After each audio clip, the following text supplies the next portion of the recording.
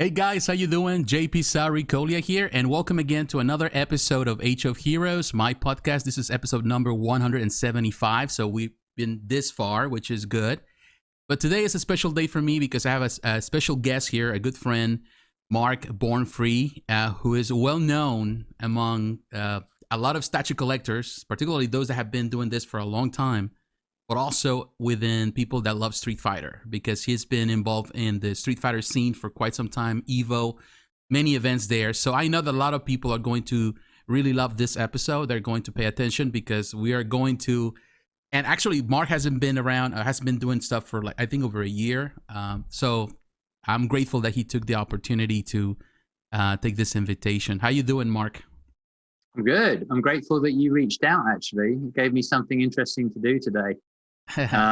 So yeah, I'm good. How are you doing? I'm doing pretty good. I'm doing good, and I'm really grateful. And I didn't think that you would take the invitation because you've been a bit quiet lately. But I'm really grateful, and I'm also thankful that I'm able to, in one way or another, to really help you out to kind of get out of that, slow movement that you've been lately, and to be able to produce content, because I think a lot of people always want to hear from you. But before we get into anything and let you introduce yourself, I want to also share something with the listeners and the viewers, because we're in YouTube, but also on the different platforms. I've been following Mark for a long time. I think since the beginning of his career here in YouTube. He started I was actually last night going through his channel, watching some of the older videos that he's been doing for almost 10 years now. And I remember that he started making videos where he was sharing his collection of Madcast 5 sticks. And during that time, I was also collecting Madcast 5 sticks for the Street Fighter, primarily all the different ones that they came out for Street Fighter 5. Street Fighter 4. And it's been that long. But, I remember watching those videos. And then he went into, back in 2012, he did a coverage of San Diego Comic-Con. And he was doing primarily a lot of Street Fighter statues, a lot of PCS stuff, Pop Culture Shock then. And also he did an interview with Jerry Macaluso. Actually, one of the first interviews that we saw here on YouTube of one of these producers. Most of those producers back in the day, they didn't were really as, eager to be in social media as they do now. So he was one of the pioneers of that, and he was doing a lot of statue collecting stuff. And he's one of the pioneers of the statue collecting videos or reviews here on YouTube. He was one of the first one, right next to Alcacil, right next to Pidu, right next to the Statue Hunter 75. So, I have great respect for Mark and what he has done, not only there, but what he has done with the Street Fighter scene, covering Evo, covering a lot of things. So I just want to say that. And I've always been, one thing that I really admire about Mark is the fact that he's always open. You can see if you follow him in his social media, whether it's on Facebook, whether it's on YouTube, whether it's even on Twitch. He's always been he's always personal. He's always shared his heart. And that's something that is so refreshing to see nowadays, where there's a lot of content creators, but most of the content creators are trying to create this false image of who they are. He's just, what you see is what you get. And I love that. I really love that. I think he's honest about it. He has been honest about his struggles as well. And to me, he is a person that I admire because of it. I think because we need honesty, and we need to sometimes simply say, hey, I'm dealing with this, I'm struggling with this. And I feel that we can all relate with that. So I want to say, Mark, thank you for all these years that you've been doing content. It's amazing. You've been doing amazing stuff. And I have loved your content ever since the first video I saw almost 10 years ago. Thanks. Yeah, that's quite an introduction. Yeah, it has been a lot. And when you say it to me, it makes me feel a little bit better about the way that I've spent my time. Yeah. So,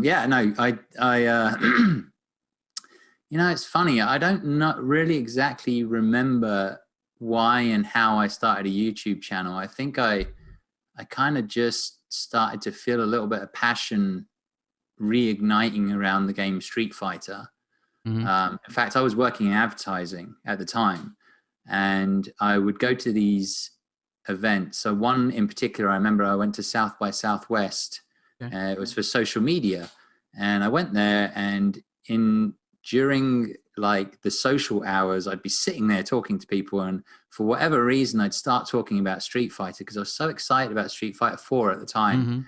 And for those of people that were there at that time and were tuned into Street Fighter, 2010, let's say, that was a year after like the finals in 2009, which was streamed.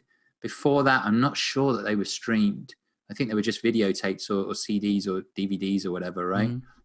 And I was just so excited, and there was the Mad Cat stuff, and I don't know. And I just, for whatever reason, I'd be sitting around with these advertising guys, and I'd start talking about Street Fighter, and they said to me, wow, you're really passionate about this. And it was the first time, I think, in my life where I had heard somebody sort of use the word passion, because, that had always that was a meaningless term to me for so long. But a couple of people said it to me, and I thought, passion. What the hell does that even mean? Because up until that point in my life, I think I'd just done what was expected of me, followed the gone through university, gone through my career, been in London, been in New York, doing all the things that I thought I was supposed to do to impress my parents and family and all that sort of stuff.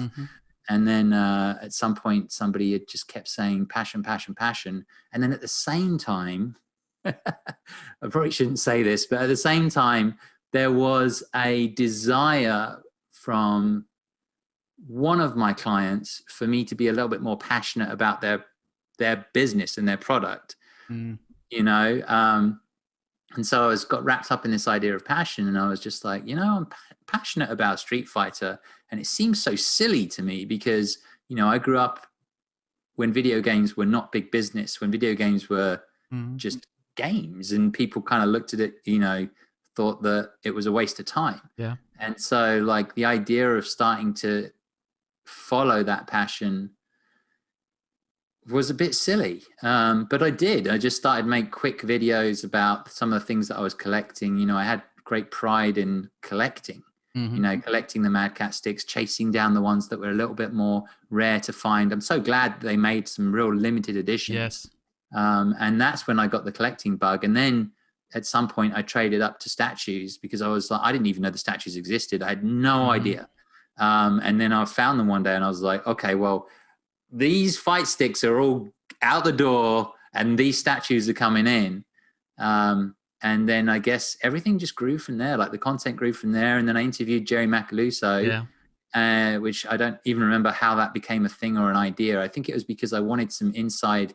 I genuinely myself wanted the inside track. Like I wanted some inside information on what was coming, some exclusive information. And then I sort of thought, well, if I can do this with statues and with people who work in this environment, can I do it with players, and can I do it with, and everything just everything just evolved from there, really.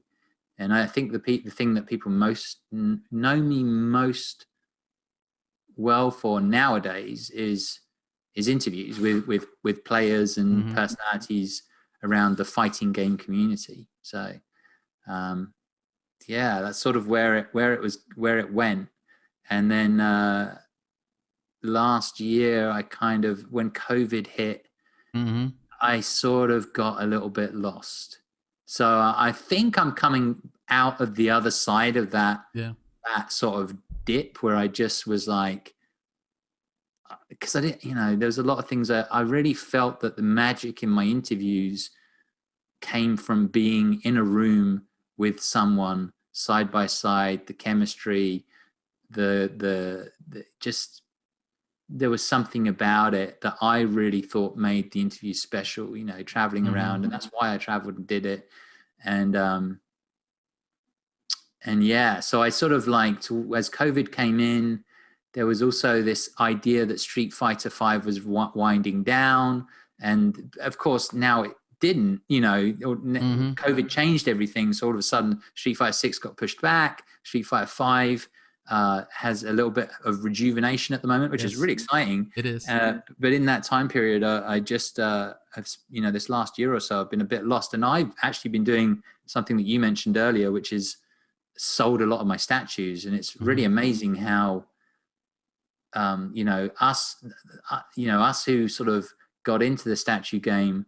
I don't know how you felt about statues, but I always felt like I was only ever going to buy statues that retained or increased in value. And so it was always apart from it being a wonderful hobby and I was so excited to see the statues, it was also a sort of investment. Yes. So, what's kept me going over the last year or so has just been selling statues. So yeah, I guess that's sort of a reasonable summary of what's been going on. Yes. And you know what? One thing I can say, and you mentioned it, I think one thing that I've always seen in you is that you've always been a pioneer, a person that starts a trend, or you really kind of set the foundation for a lot of things that now are trendy. You were one of the first ones doing a lot of Street Fighter stuff. You were one of the first doing a lot of statue videos, statue reviews, and doing interviews. On the Street Fighter side, you were one of the first actually to get the time to interview players, to interview a lot of developers, people involved in the production of Street Fighter. So it's like you have always pushed that passion into being. You're creative for sure, and you always push things, new ideas, and of course, other people come up in the after whatever you do, and they kind of, take those ideas and they expand the ideas.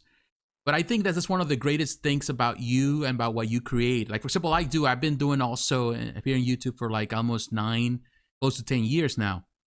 And when I started doing, because I watched many of the statue reviews, I wanted to do the same thing. So I started doing statues, got involved into that initially. Then I started going into the comic stuff, reviewing books. Then, kind of always, it's all about experimentation. Always experimented with something. It's like you have this passion inside of you about the things you love, and you push those ideas out, and you want to just for them to grow. And, then you kind of move to the next thing, because another thing that I struggle with is that I'm always changing from one thing to the other. It's like always experimenting with things, because I kind of lose the fire on one thing, but I still have fire in me, but I want to try something else. Because like I love statues, but like some people sometimes ask me, you talk about statues a lot, but you really don't collect many statues. And I said, well, I love the art. I like to talk about it, but I don't necessarily like to collect it. I collect certain things. Like you said, I collect the things that I consider more valuable, not only financially, but also to me. But my channel, it's always been experimentation. I experimented with a lot of things.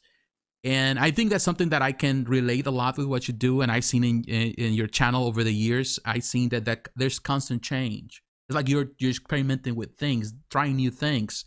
And it's not necessarily what really brings viewers. You're more interested on really having your heart out. It's about giving the best of you, what you love. And you talk about what you love, regardless of if it's trendy or not. And I feel that that's good. That's, again, like I was saying earlier, I think it's refreshing to see that because you don't get to see many content creators that they are looking just to express themselves or their heart in their videos. It's mostly about what is it that what people want to hear. And that's something that I would say, yes, it is perhaps sometimes uncomfortable. It is to me sometimes to open my heart. But at the same time, I feel that there's some sense of healing and being able to open my heart and let some of those demons out, some of those things that I've struggled with. I think other people find that important and interesting and necessary. And I think that's one of the reasons why you have a lot of followers that really care about you, because they also see themselves reflected.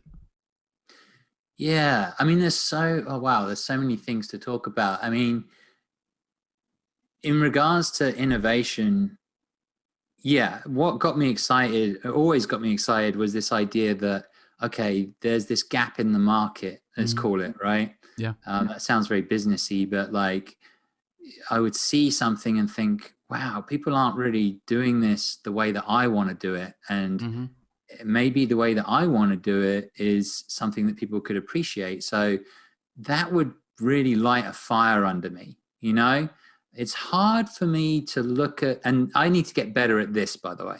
It's hard for me to look at something and go, all right, there's 100 people doing this, I should do it too. And that's not necessarily a bad thing, because actually people buy into you. That's one of the things I've learned over the years, is people buy into you. So there can be 100 people doing it. There can be 1,000 people doing it. There can be 100 million people doing it. I mean, if you go on TikTok, you see people all doing the same stuff, right? Yeah. But quite often what happens is people buy into certain people. Correct. And it's not necessarily definable. You know, it's indefinable. Indefinable, is that a word, or is it undefinable? I forget. But Undefinable, yeah. I think it's both. Yeah. You can say indefinable. it I think it's indefinable. But basically, you just find your people. You know, as a content creator, you find your people, and your people find you. Correct.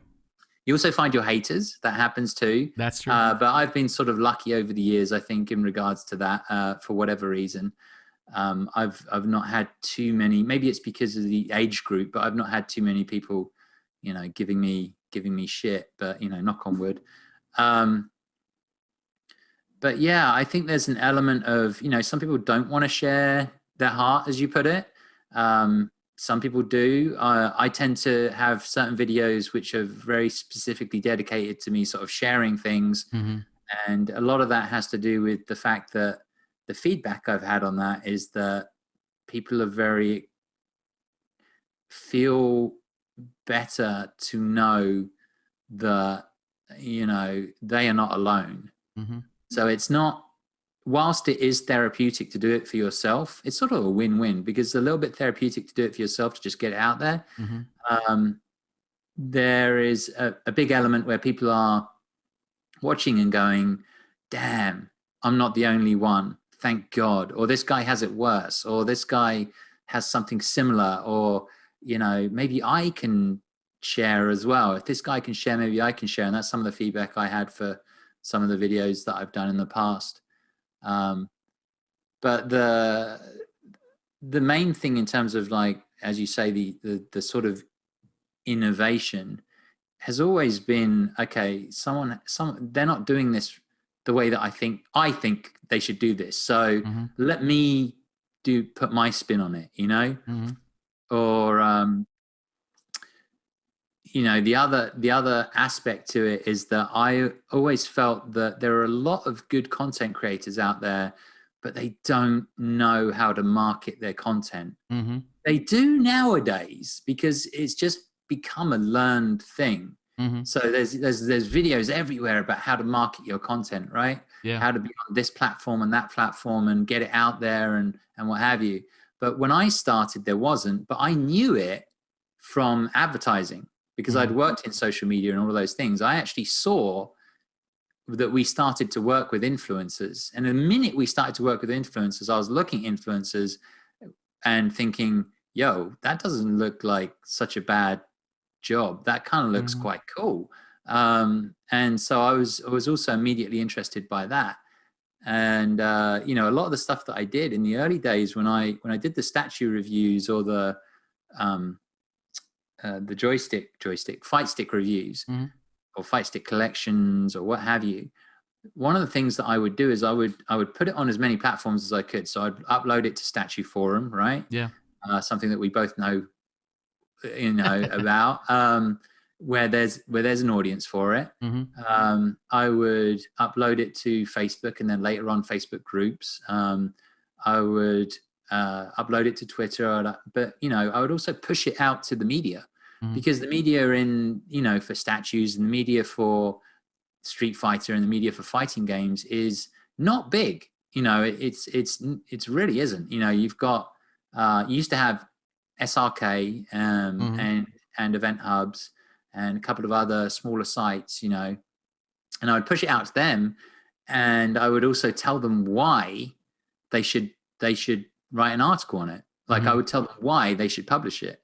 I would search through the video. If it's an interview, for instance, I would search through the interview and say, at this point, this person says X, you know, and that's a really bold statement. There's your headline, you know.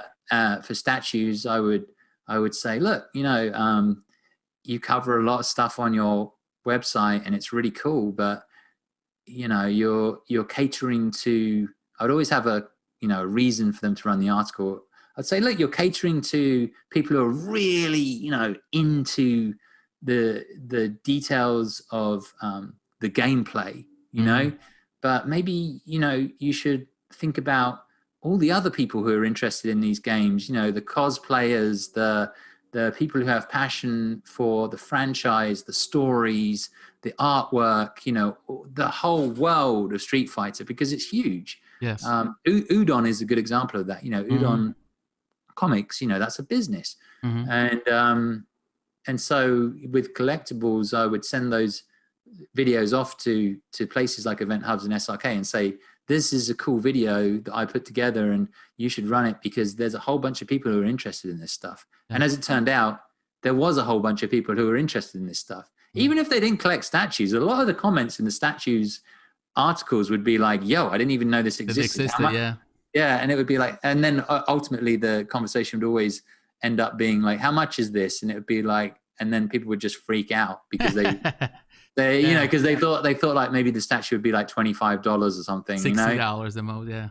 Yeah. But yeah, but the flip side of trying to be innovative is that every now and then you'll find yourself sort of stuck because you're like, well, is the stuff that I'm doing innovative anymore?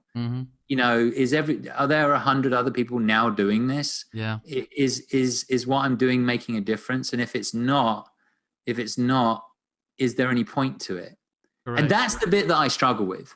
I see. You know, I can feel the same. Like, for example, you know, one big part of when I was doing statues, then I started doing comic book reviews, and actually was one of the first doing comic book reviews of omnibuses and YouTube before it was like a trendy thing. Now it's a trendy thing. Everyone wants to do the same thing.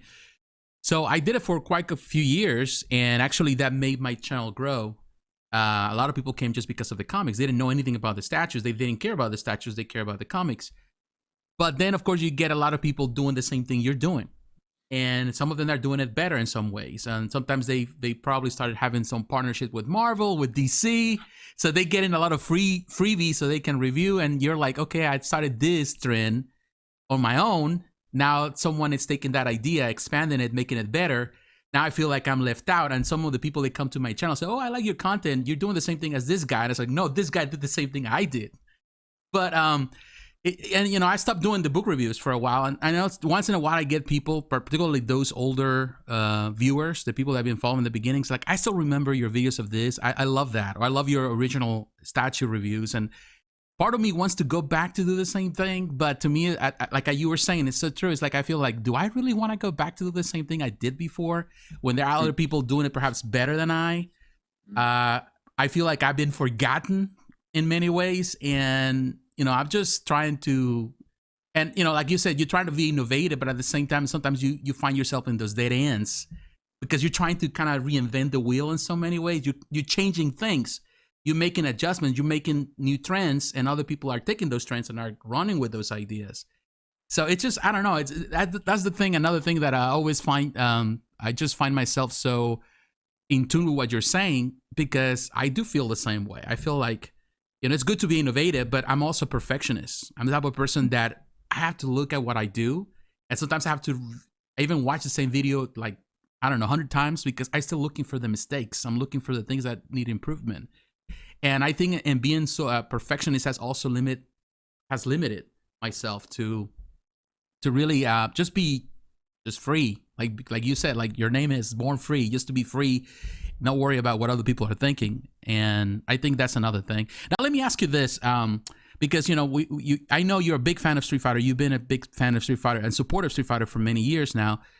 How did it start? How you fell in love with Street Fighter? What experience do you have from childhood? You know, playing in the arcades or playing on console? How was it? How did you end up being a big Street Fighter fan?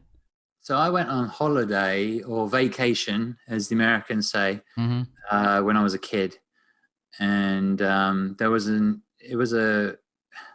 the UK, I mean, it happens here as well, I suppose, but there are sort of like vacation locations, I suppose, like a holiday, they call them holiday camps in the UK. I don't even know if they still have them, but basically it's like you can go somewhere in the UK and there's an area that it's good for families, because there's an area that you can live in a chalet or, you know, a small rented apartment, and everybody else is doing the same thing. And then on the grounds, there's like all sorts of entertainment, you know? And part of that entertainment, usually back in those days, was an arcade. Mm-hmm. And I remember the first time that I saw Street Fighter.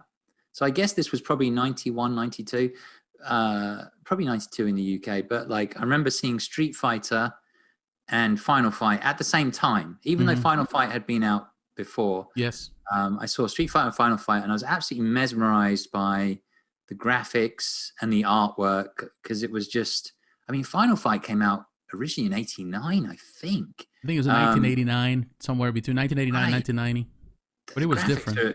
The graphics are extraordinary for an 80s game. That's ridiculous. Mm-hmm. But I remember seeing those two games and thinking, whoa, these look amazing. And, you know, it's just so fun to play. And the characters were just so, you know, everyone talks about Street Fighter, but back in those days, like there was nothing like it. And the characters were so different. And I actually got an actual dopamine hit, like a high from doing Dragon Punches. And I had that. I've had that for years. I think I still have it, but to a much lower degree. But I always had this high when I saw a Dragon Punch. It was such a special move, because it was so weird as well. Like the idea of people fighting and doing this weird thing where they fly into the air like this, right? And I always thought it was odd, but like, just, you know, I just fell in love with that game. And then when it came to console, I actually imported, because in Europe everything came later. Yes. I don't know whether you were in Mexico or whether you were in America. Okay, I don't know if things were later in Mexico or not, but basically it used to be that video games got released in Japan, America would be second, and then everywhere else in the world was sort of like maybe a couple of months later. Nowadays it's, you know, everything at once. But back in those days, I didn't want to wait months and months. So I had actually bought a American Super Nintendo. I had imported the game. I think the game cost me close to $100 or £100 even back in those days. And I got the game early and I just played the hell out of it at home. Now, I didn't know anything about a fighting game community. I thought that was, you know, for years after that, I would never have guessed that people took the game so seriously. But for whatever reason, that game just became this sort of franchise that meant a lot to me. And even when I wasn't focused on it, it would reappear in my life. Yeah. It just wouldn't go away. So when I went to university in London, interestingly enough, one of the most hardcore fighting game arcades was right by my student union.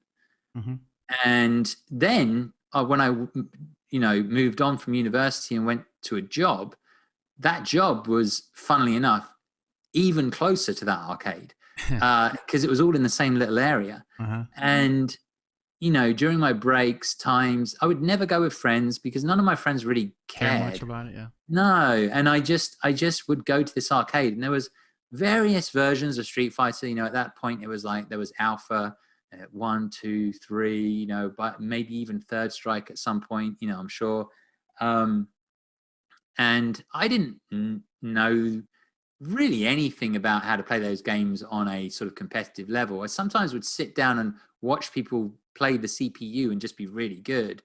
But I just played them for fun. And some of the Marvel games came out, Street Fighter versus, I think it might be Street Fighter versus Marvel, something like that. Yes. And so this game was always around, and it was just something that I enjoyed doing for fun. And then I think, you know, years and years later, when I was in America and I was in advertising, then all of a sudden Street Fighter 4 came out. And that was just such a special moment. But again, it was just like this game, for whatever reason, would reappear in my life. It wasn't like I was actively searching for it, you know? And that seems to have been a theme throughout my life, is like I'm not actively searching for Street Fighter. And quite often I'll go through periods of my life where I'm like, all right, well, I've had enough of this. I don't, you know, like I'm going to go get on with my life and do other things. And then all of a sudden it will just reappear in some form or fashion. And it will just reignite some passion in me. And I've never quite known why. Mm-hmm. You know, maybe I like that one-to-one competition. Mm-hmm. Maybe I just love the style of it. I love the characters, or something's deeply ingrained with me about it. But it just won't go away. That's the only way I can describe it. Is like, it's a lot of the time it's like I'm not actively pursuing it. It just reappears. Mm-hmm. You know, the most recent examples I think have been, I'll be watching the most random anime you can think of, which, you know, I was watching, forgotten the name of it now, but I was watching some cutesy anime, which I wouldn't normally tell anyone that I'm watching, but sort of like a guilty pleasure, you know, Mm-hmm. just like a nice, you know, anime that makes you feel good, and not necessarily something that boys or men talk about. Normally it's like, oh, you know, I was watching Naruto or whatever, right? Uh-huh. You know, it's just some cutesy anime, which I just, you know, whatever. I've got had a soft spot for it. And then there was a whole episode about Street Fighter, and I was like, "Come on! Like, what? You're trying to move How, on. you know, like, I get that it. You know, I eventually found out how that episode kind of came into being. Uh-huh. But I was like, yo, this game just won't leave me alone, you know? And so, I don't know. Nowadays, I'm very excited by the most recent updates. That I don't know if you've seen them, but Yes, I've been playing them. Yeah. Have you seen the updates from Capcom? There was one yesterday. Yes, the spring update. Yeah, the spring update. Actually, I got the invite to do the co-live stream or whatever with them, but I didn't do it because I didn't have time for it. But on my gaming channel, because I also have a gaming channel. But yeah, it looks exciting. Some of the new characters are coming, and I think it's been a turnaround for Street Fighter 5. You know, the way it started to what it is now. It's just an amazing turnaround, and of course, it has to do with the fans. You know, they've been supportive of this since the beginning. Yeah, it looks amazing, and to be honest with you, I don't even care much about Street Fighter 6 because I think they still have a lot of potential on what they're doing right now. As long as they keep bringing, I know this is going to be the last update that we're going to get, supposedly, the last characters. I don't know. It just looks fun. The only thing is, like, now that when I get back and play a little bit, it's hard because some of the people that are playing right now, even online matches, it's just amazing what people can pull off. You know, I'm coming from like in your case, for example, like when you mentioned, I started doing Street Fighter. I was in the arcades. I love the arcades in the 80s. One thing good about Mexico, because we're right next to the United States, everything that comes to North America. So Mexico, United States, and Canada all get the same thing. So the arcades were like big, and I think the arcade scene was even bigger than the United States and Mexico. Oh, wow. Because I would say that most kids and most people couldn't afford to have home consoles. Oh, okay. So that's what happened. That the arcades were really huge, and people have I had some home consoles, but the arcades were the big thing, and all kids were there. And I still remember the date and the time where Street Fighter 2 was brought to the arcade, my favorite arcade.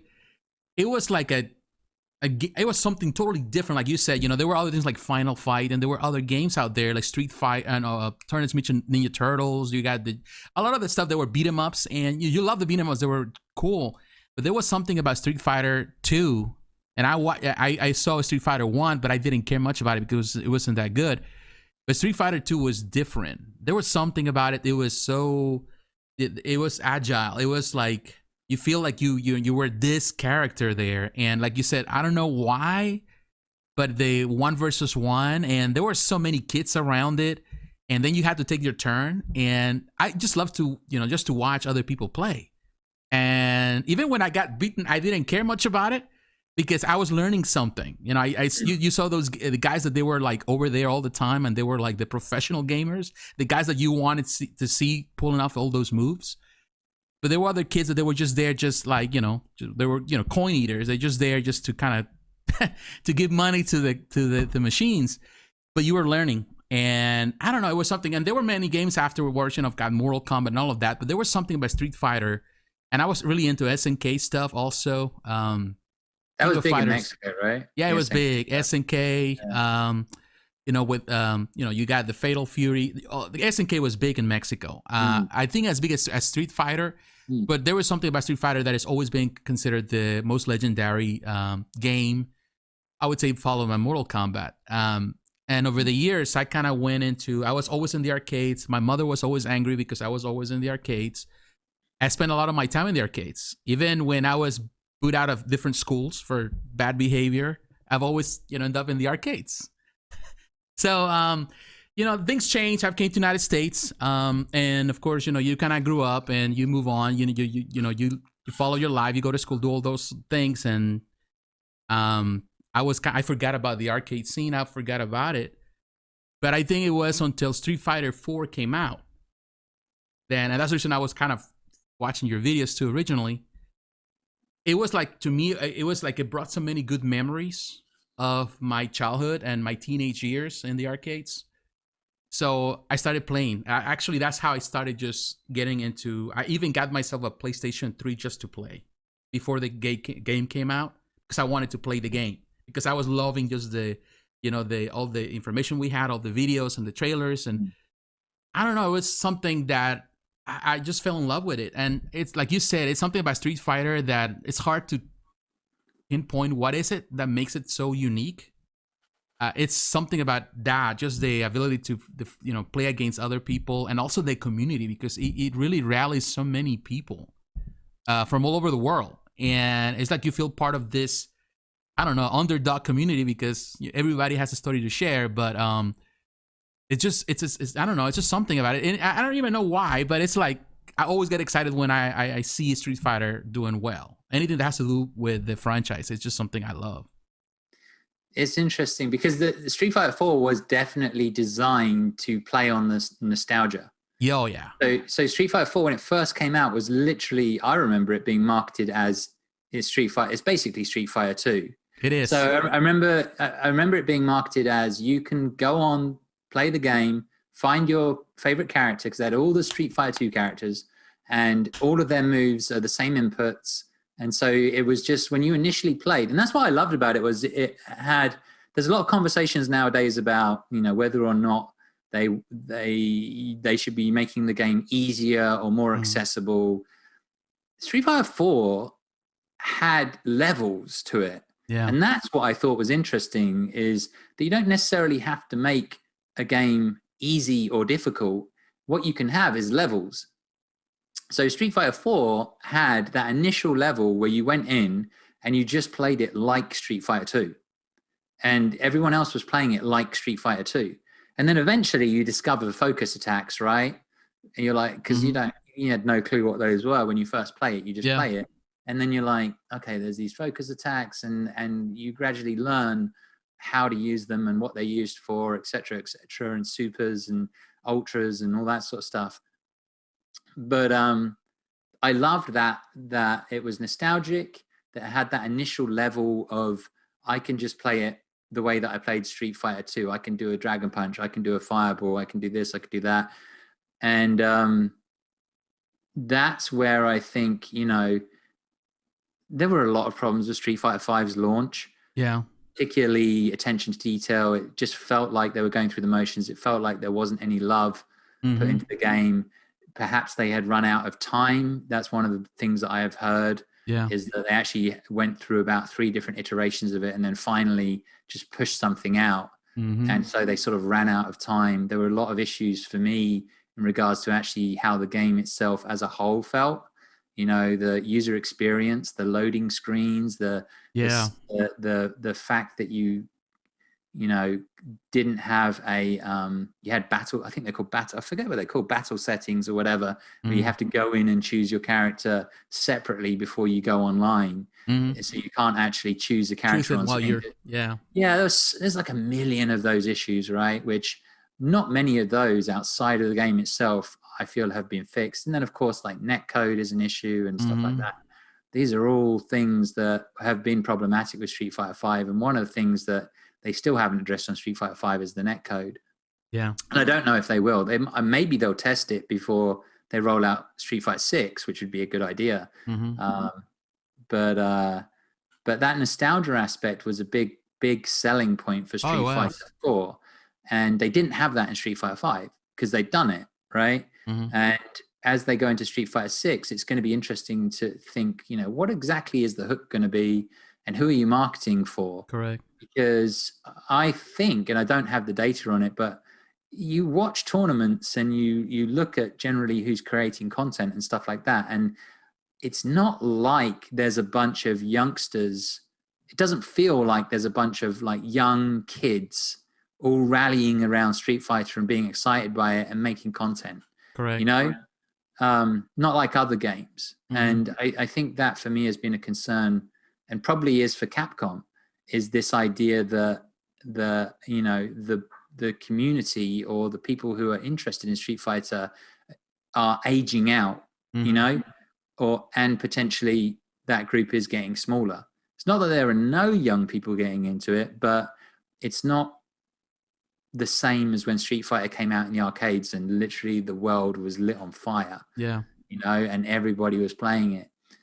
So it's going to be very interesting to see how they market Street Fighter 6, who they're focused on and how they do it. And I think, I don't know, it's going to be interesting to see what happens. A lot of these video game companies like Mortal Kombat and Tekken, one of the big things they've been doing is bringing in guest characters. Yeah. Because that's a really easy way to bring in a whole new group of people who are interested in a character. Correct.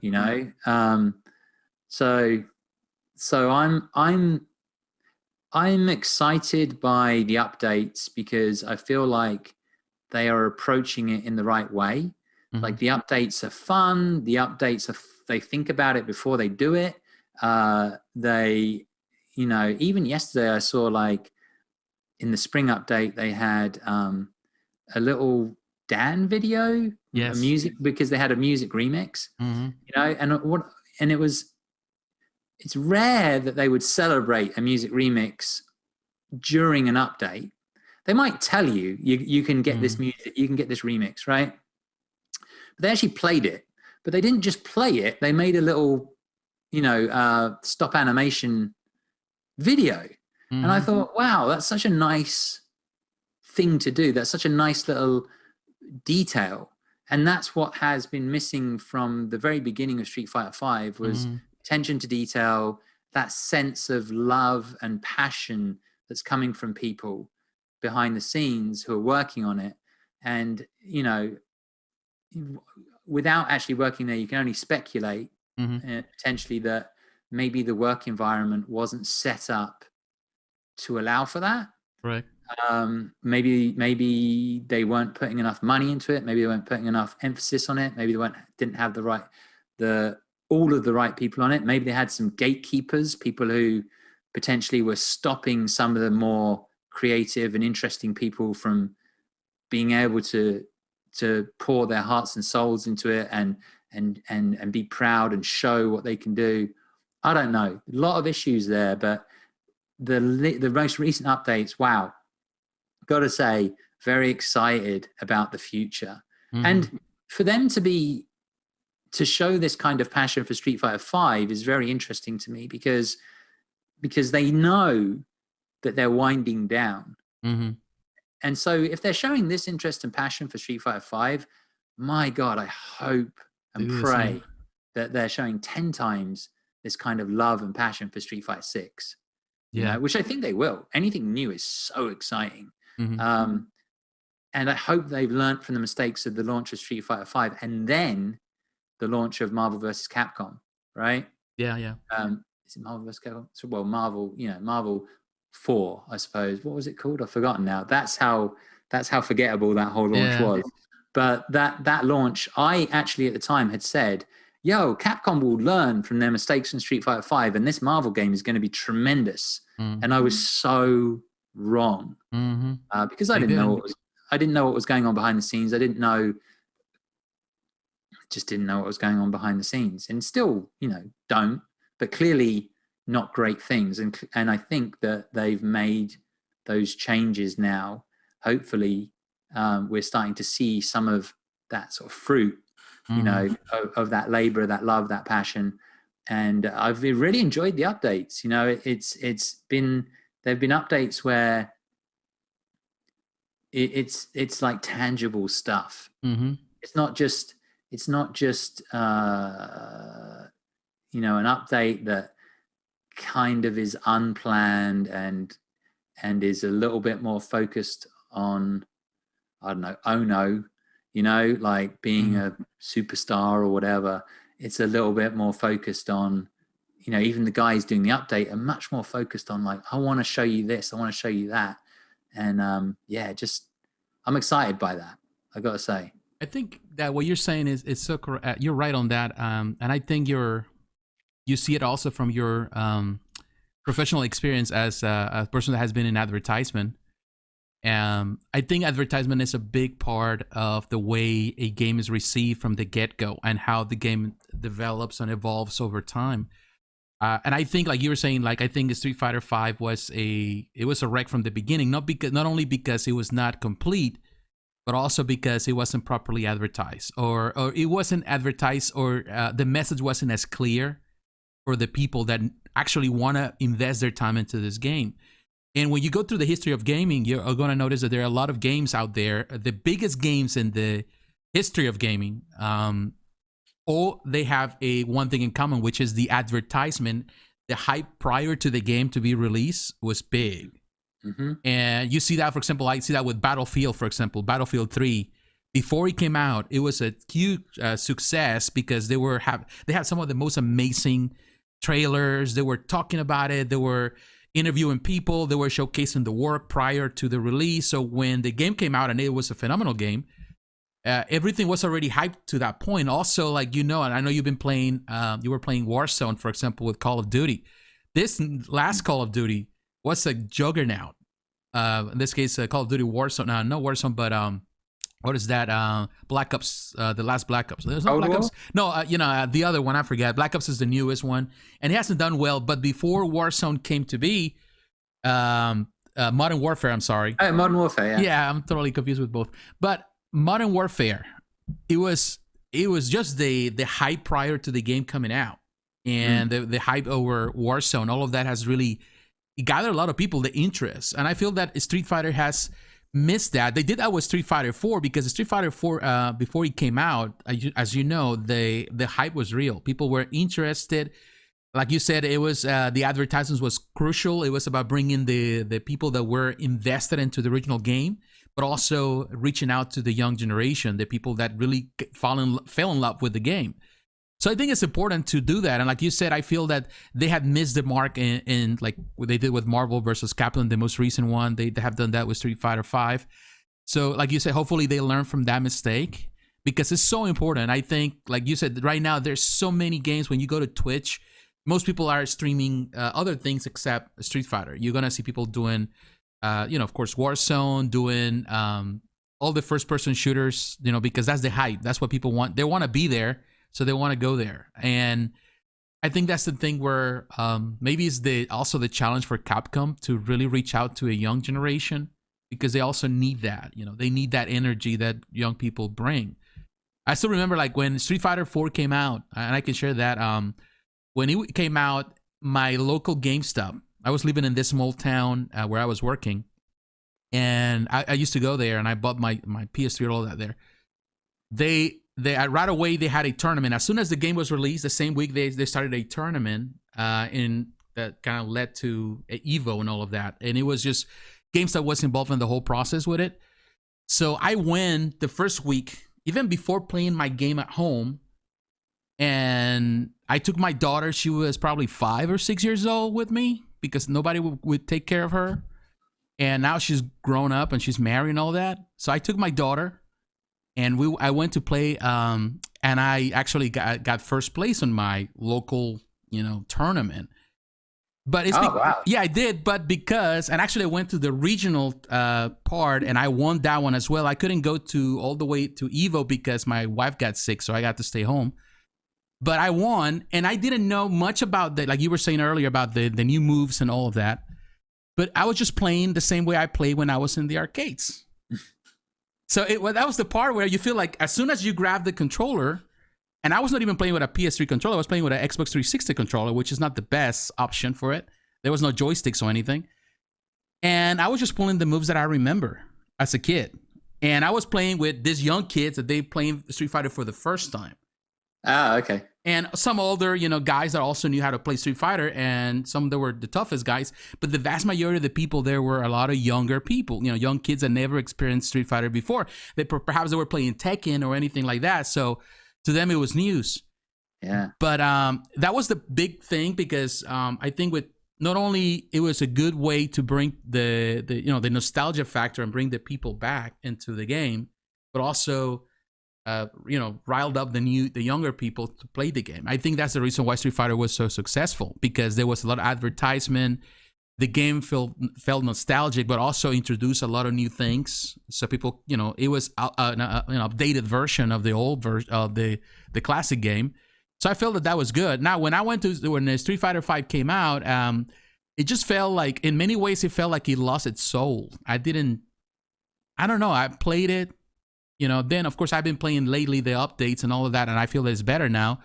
But I still feel that there is something missing about the game. That is the soul and the spirit of the Street Fighter. And of course they had made it in many ways easier for newcomers to come, which I think is also another challenge of Street Fighter. Because as I remember, well, back in the arcade days, nobody told you about the moves. There was no way you can find out how to do it. You have to learn the hard way, which means that you have to play. And I feel that that's something that it's kind of missing, not only on a Street Fighter. I feel that all across the board, all the fighting games right now, a lot of the fighting games, they're making it so simpler, so easier for everyone to play, that I don't think there is that sense of challenge. So you can play with it for a little bit, and then you get bored, and then you move on to the next thing. So you end up going to, to play Call of Duty because you feel that there's more challenge there, or any of those first-person shooters, because you feel like you're challenged there compared to what you do with fighting games now. Yeah, this was all talked about ad nauseum. I remember I did videos on it. I remember Gerald did videos on it for some very successful videos that got millions and millions of views. Yeah.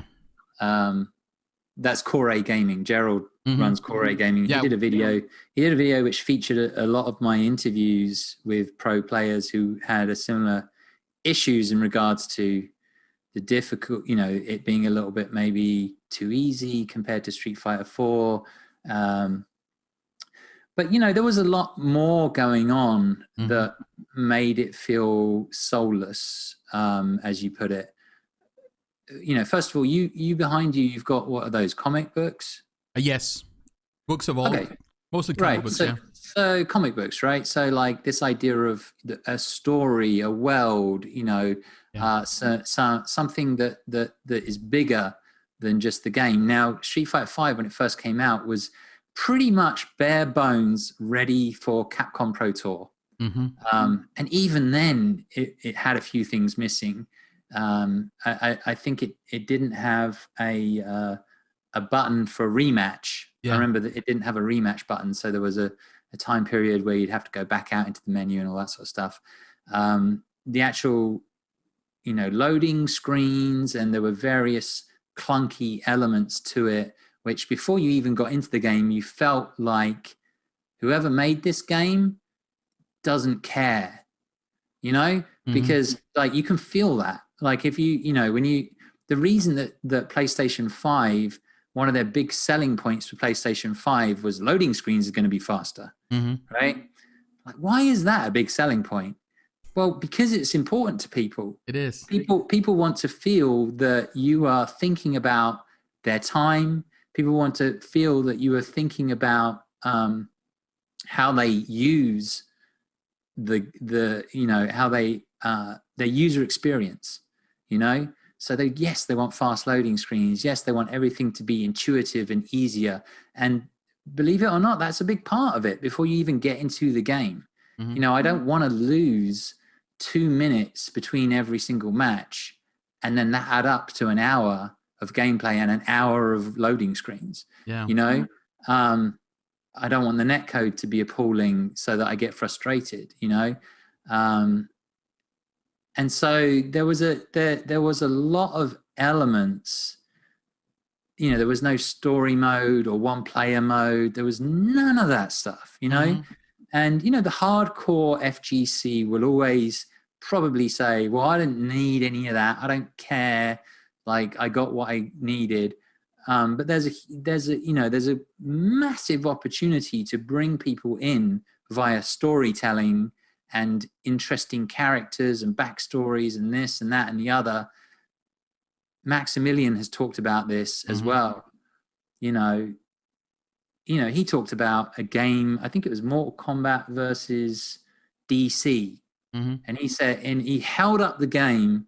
I remember this video so well. And he said, the reason this game sold is because there's a picture of Scorpion and there's a picture of Batman. I mean, I may have got those characters wrong, but he was just like, there's a picture of Scorpion, there's a picture of Batman, and that's the reason this game sold, right? It was just like, yeah, I can play as Scorpion, I can play as Batman, and boom, that's it, right?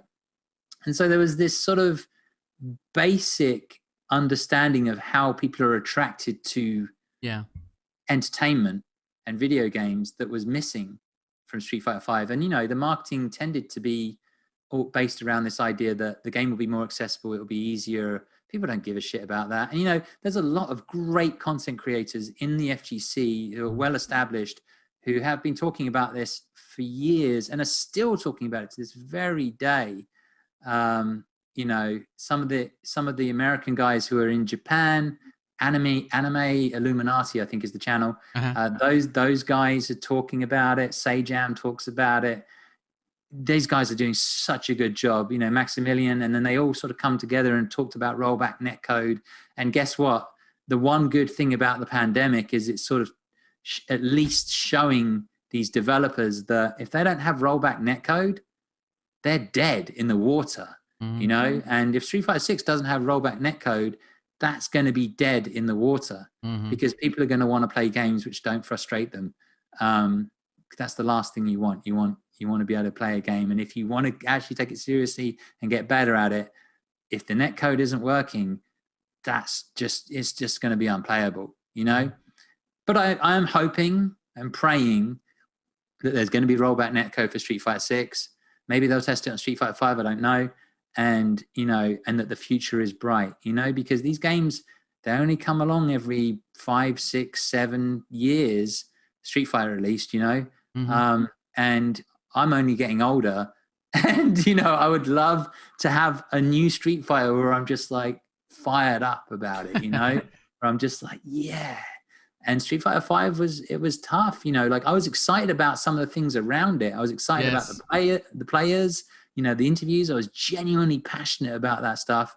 I was excited about guessing. I had a whole bunch of videos about trying to guess which characters were going to be revealed. That was fun. That was a fun aspect of the marketing for sure. Just Street Fighter in general, I'm excited about, but a lot of the content ended up being criticism, I suppose, sort of like a criticism, but well-meant criticism, sort of like, this is sort of like, this game could be so much more. And if only you made these sort of changes. And over time, Street Fighter V has definitely become a game at its core that there's a whole generation that absolutely adore it. And I haven't played it. I haven't played anything for a while, but when I did play it, I enjoyed it. But I'm a casual player, so I just sort of enjoyed it for what it was, and enjoyed my wins, and and my losses were my losses, and that was that. But one of the big signs, I just want to pick up on something you were talking about earlier.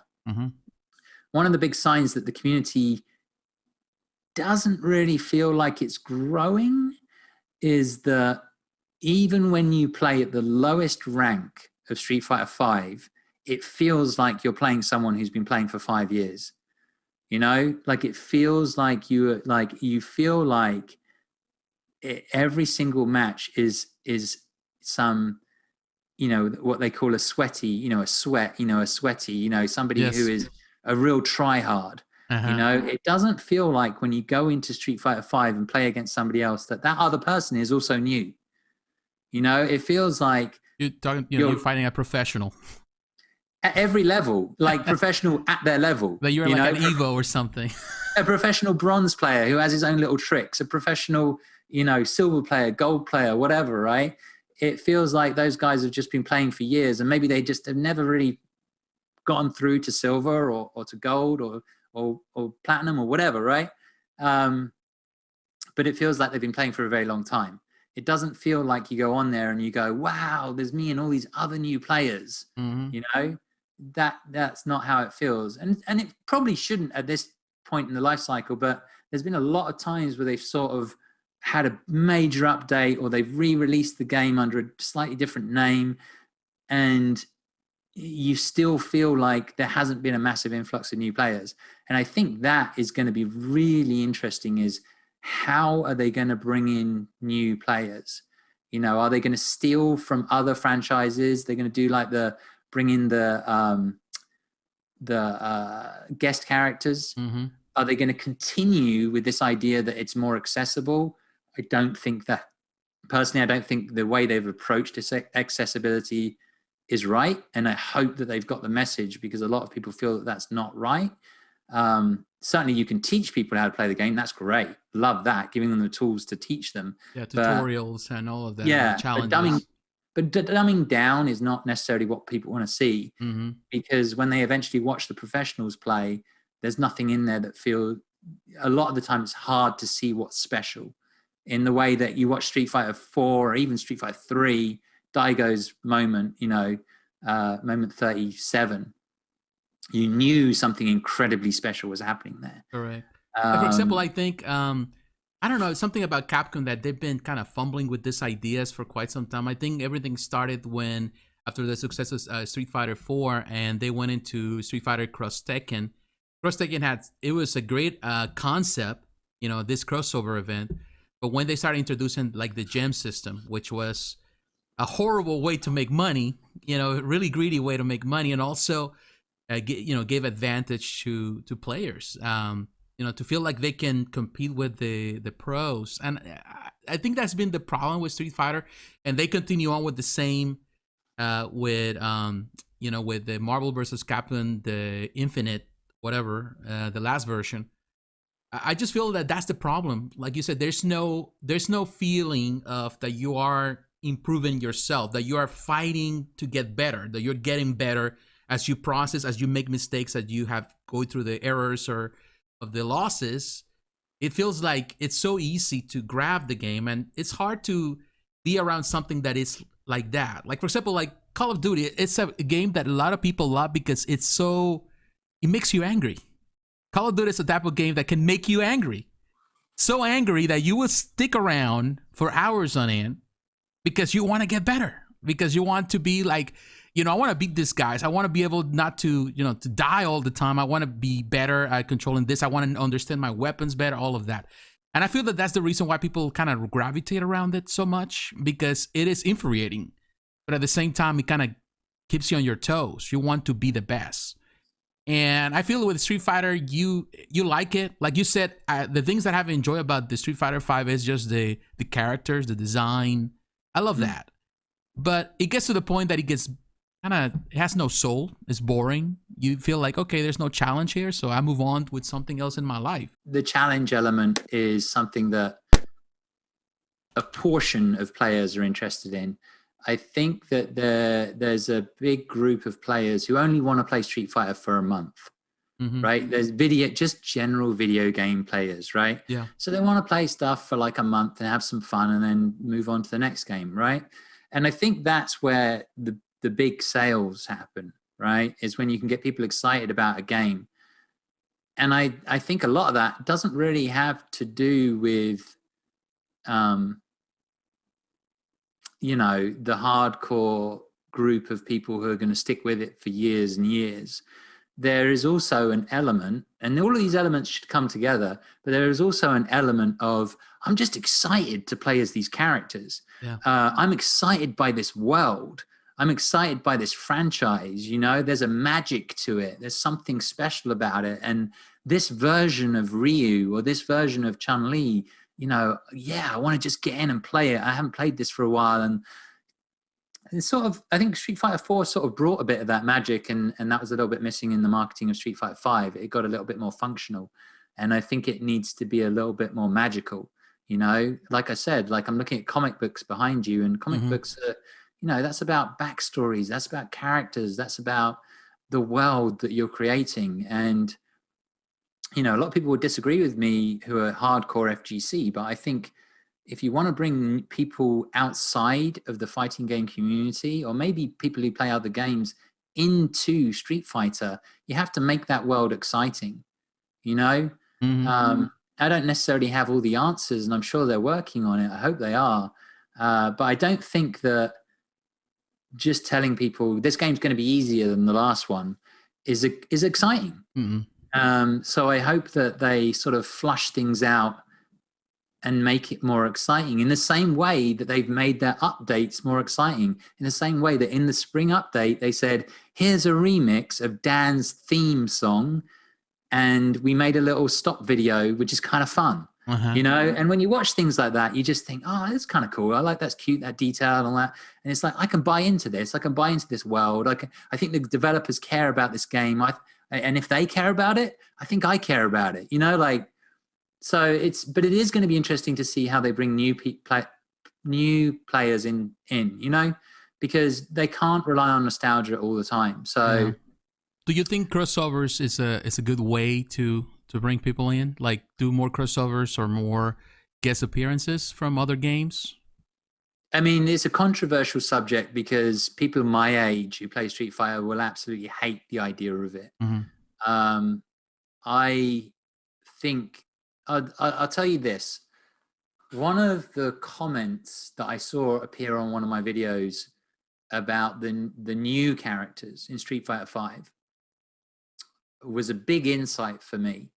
And that was, there were some younger people, they appeared to be younger based on their comments, saying that I'm so happy there's a new character here, you know, because as characters were being introduced to Street Fighter 5 as the years went by, you know, a lot of the hardcore community wanted to see, well, I want my character back in this game. My character was Oro. My character was Rose, just picking on some of the new characters that come in. My character was Dan, whatever, right? My character was Rufus. I want my character to come back into Street Fighter and be in Street Fighter 5. And so there's a large group of people who are already playing Street Fighter who want their characters to come back into the game. Now, I had comments about some of the new characters from people who didn't have that connection with Street Fighter, basically saying, oh my God, I'm so happy there's a new character because I can make this character my own. Like this feels like I am welcome to play, because there isn't all of these experts who've been playing Ryu for 30 years, right? Like, I can come in and I can play as Manat, right? I can play as G, right? I can play as these characters, and nobody else has played them before me. There's nobody who's like an expert on it. You know, I don't have friends who've been playing this character for 10 years or whatever. I can come in and I can play as this new character.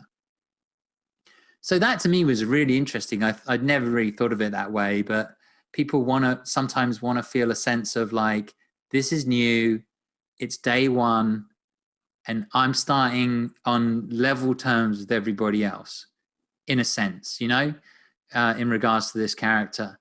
And that was interesting.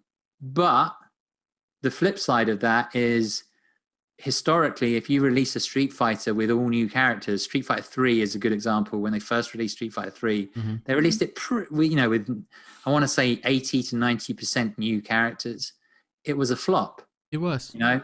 Yeah. There may have been other reasons why it was a flop. You know, I certainly at the time remember thinking that it needed some innovation that was very obvious. It turned out parries were that innovation, but that wasn't obvious enough in the first, you know, to a casual gamer, you know.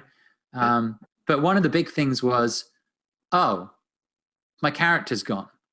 You know, my character's not in here. You know, if you're a Ryu player, yeah, sure, your character was there. Chun-Li, yeah. Ken, yeah. Was Ken? Yeah, in it? I Ken can't was remember. there. Yeah, I You think know, it the was Ken, Ryu. basics. It was only Ken, Chun-Li, and Ryu, and I don't remember who else. Yeah, It it might was have been, Akuma, Akuma, or who was maybe a secret, character on the two.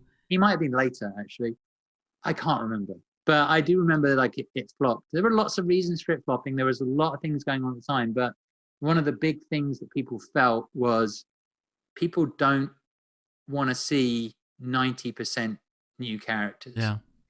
So you got to get the mix right. And, back to your original question, is our guest characters a good idea? Possibly.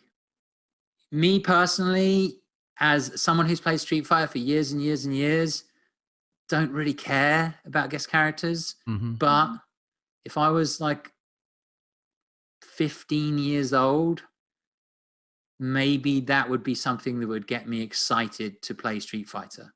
Yeah.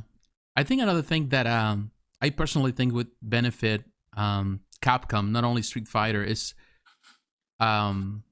maybe to invest more money into other franchises, some of the older franchises as well. Like I would love to see a Darkstalkers, a new one. I would love to see what else. There are many games that came out during that generation that they've been kind of forgotten. And actually, I love what Street Fighter V was doing, like some of the skins that you can have with some of the characters, like Darkstalkers or Red Earth, on some of those older games.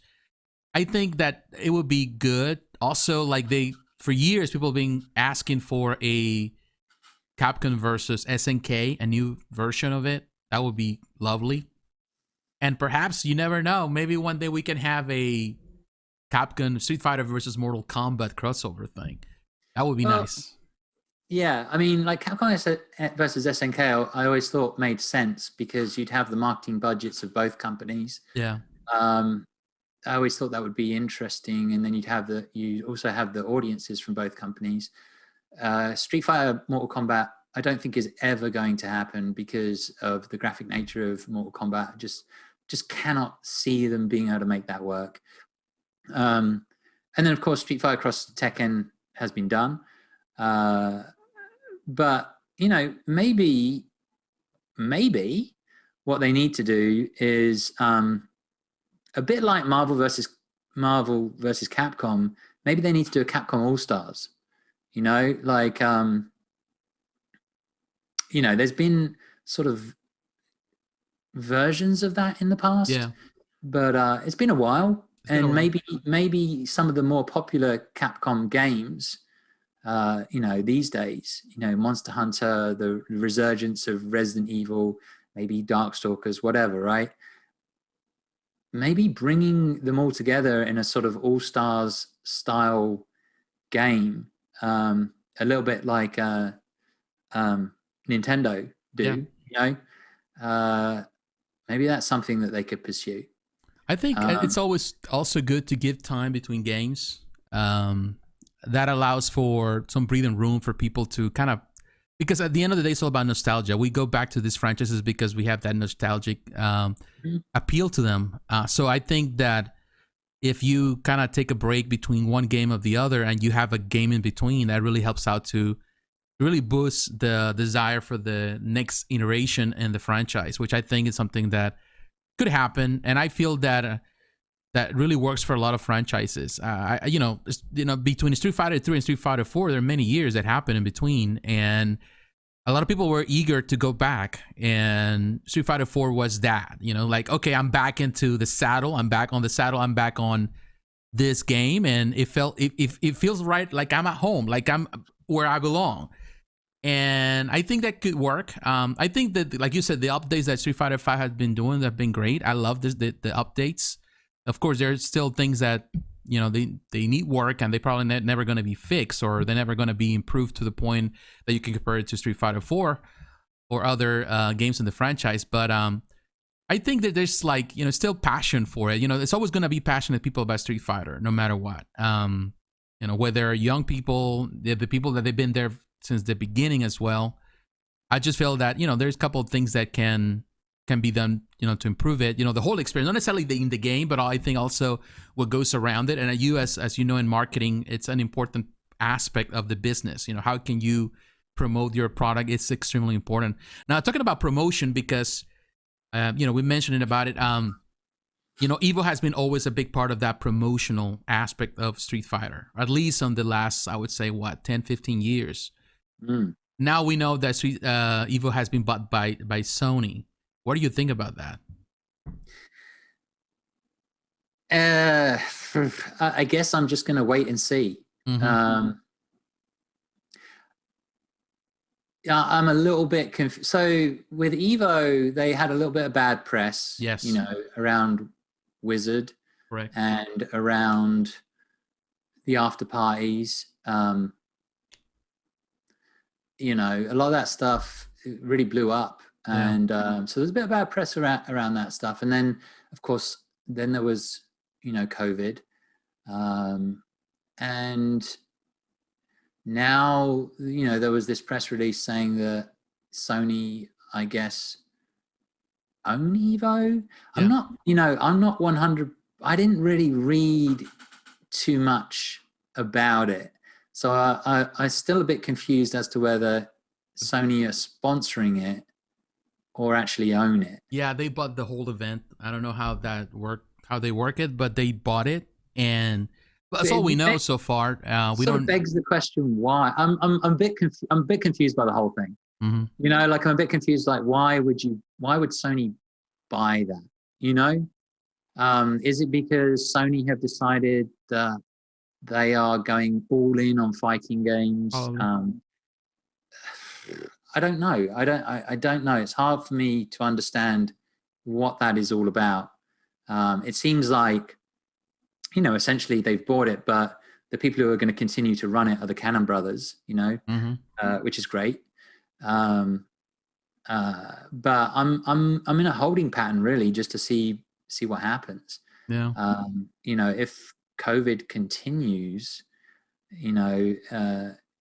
I think I saw that they had, I haven't been paying a huge amount of attention to the FGC for a while now. I've been sort of dipping my toes back in recently, and I've seen bits and pieces.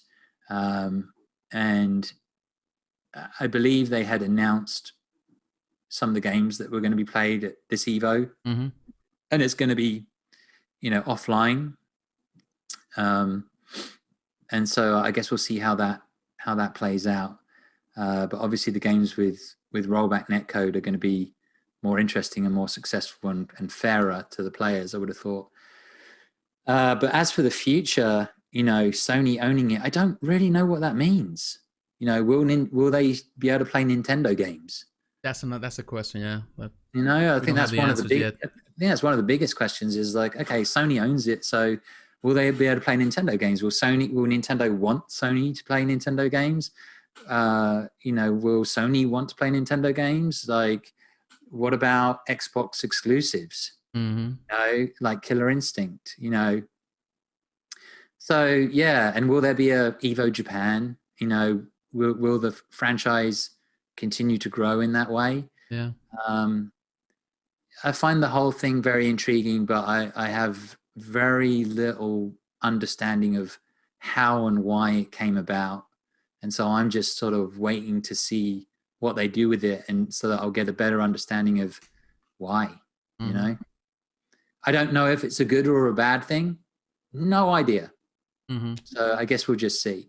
The only thing is, I suppose, which is good, is that Sony are invested in fighting games. Yeah. So that is good. But that's the only thing that I really know. Yeah, like what's your take on it? Ooh, I think I'm in the same boat as you. It's hard to tell. They say that it's no. You know how it is. They always, in all this type of situations when a company buys another company or an event, they always say, "Oh, it's not going to affect how we do things and how we manage things." That's what they always say. But it's not the truth. It's always going to change. Something is going to be affected. And my concern, like you're saying, is how this is going to affect, for example, the relationship they have with Nintendo, or like you said, Microsoft with Xbox, because they also have their exclusives. And, they've been always, I wouldn't say the biggest part of Evo, but they've always been involved in Evo. And, even though I know that there's always this kind of hate relationship, or many gamers, they tend to make fun of, I don't know, Super Smash Brothers or whatever, it's always going to be also a big part of Evo. Like people love to see that there. So how that's going to be from now on, how Sony's going to approach this, is it going to be beneficial? Does that mean that they're going to invest more money into the event? Does that mean that we're going to see not only the Las Vegas version or the Japanese version? Are we going to see like more international reach? We're going to see more events worldwide, maybe Europe or Latin America. Who knows? Brazil. That's so that, of course, now with in the aftermath of COVID, while we're going through COVID, everything is going online, which is good and bad. It's good because it means that, now people from around the world can participate easily instead of just coming to the event in person. At the same time, I've never been an Evo, but I imagine that there's such energy being in a locale with so many gamers, that come in just for that particular event. And I think there's something that, unfortunately, because of COVID, we don't have right now. There's something about going in person, to be in person with other people that, they are really invested in the same game as you are. So I don't know, like you said, I think your approach to the question, I think is the right approach. There's no way we can say, hey, this is going to be bad. There's no way we can say, oh, this is going to be good. Ultimately, we don't have the answers yet. Or at least we don't have the full picture. But yeah, I think it's interesting. I think it is clear that Sony is trying to market itself through the whole thing. They want to because they build a reputation in the gaming world and the fighting games with fighting games. They did that with the PS3. I'm making a video right now. I'm working on a video now that the PlayStation Store is going to close on the PS3, and the PlayStation 3 was a juggernaut of fighting games. There were so many fighting games there. So I'm going through the list of all the best games there, and that's what I'm working on. But I was going through the list. It's hard because there were so many fighting games on the PlayStation 3. And even the PlayStation 4 got a lot of exclusives that didn't make it to Xbox. So it is clear that Sony has invested interest into that particular area of gaming. How they're going to expand on it now with the PS5, who knows? But it seems that Sony wants to have that big portion of the industry on their end. And of course, they're trying to compete because you have, on the other end, you have Microsoft buying like studios like Bethesda. So they're trying to rile up into the franchises they know. Like Xbox is, now they have this reach on all the Bethesda products and other studios. So I think on this end, I think Sony's just reaching out to the gamers that have been always involved with in this case with the consoles, the Sony consoles, because of the fighting gaming franchises. I don't know. Maybe I just long answer to your question too, but I don't know. It's interesting. I think we just have to wait and see. Yeah, no, I agree. I totally agree. I don't think there's anything else to really say on that subject because, wait and see. Let's see what happens. Hopefully it's good. Now, let me ask you this. Are you, well, right now it's hard to tell because there's not many events coming our way. And I know you love to go to Evo. Are you still planning to go to some of these events, or as soon as they open up, or are you planning to do any of that, to go into tournaments and stuff? Yeah, it's interesting question because I'm at a strange crossroads, I suppose. Mm-hmm. For me personally, I have to figure out what's next. Mm-hmm. And there's a part of me for sure that is feeling a pull back into the FGC, is feeling like, there's so many interviews that I never did and I really want to do. And there's so many other various bits of content that I really want to do. But, it's tough. It's tough making all of that content, the time that it makes to do all that content. And also, trying to keep yourself afloat financially Yeah. is tough. And, I definitely, as COVID came in and the tournaments stopped and it all went offline and Street Fighter looked like it was winding down, there was just a point where I sort of started to lose interest and started to, actually I got really interested in Warzone and COD, because Call of Duty and Modern Warfare in particular were big parts of my gaming history. So I got into that stuff. Would I like to go to tournaments and see people face to face? God, yeah, I'd absolutely love that. Absolutely love that. There's nothing quite like it. Being at those big tournaments, they're like Comic Con, these days. They're just big events. They're wonderful. You see so many people, whether it be meeting new people that you've never met before, whether it be seeing people who produce content or players that you've never met before and you meet for the first time, whether it be seeing people that that you have met before. Just a wonderful experience. And, part of the reason, not all of it, there was lots of reasons why I did interviews, but one of the reasons I did interviews was because I was so intrigued by people, particularly people in fighting games. And because, I love fighting games, but I've never been good at fighting games. Not great, and I've always been in awe of people who are, and in awe of people who, do make some of the content, and just some of the people who have the brains that they have, so, the opportunity to go to those events is a wonderful thing. When that's going to happen again, I don't know, obviously, because of COVID. But yeah, when that time comes, I would love to. Yeah. The stage that I'm at the moment is not quite the same as the stage that I was at 5 years ago when I first started doing this stuff. It's not the same. Certainly isn't the same financially. It takes a little bit of, you got to have that sort of financial ability, which I was, lucky enough to have, to sort of travel around and go to those events. And yeah, I've been sponsored in the past to go to those events, which was great.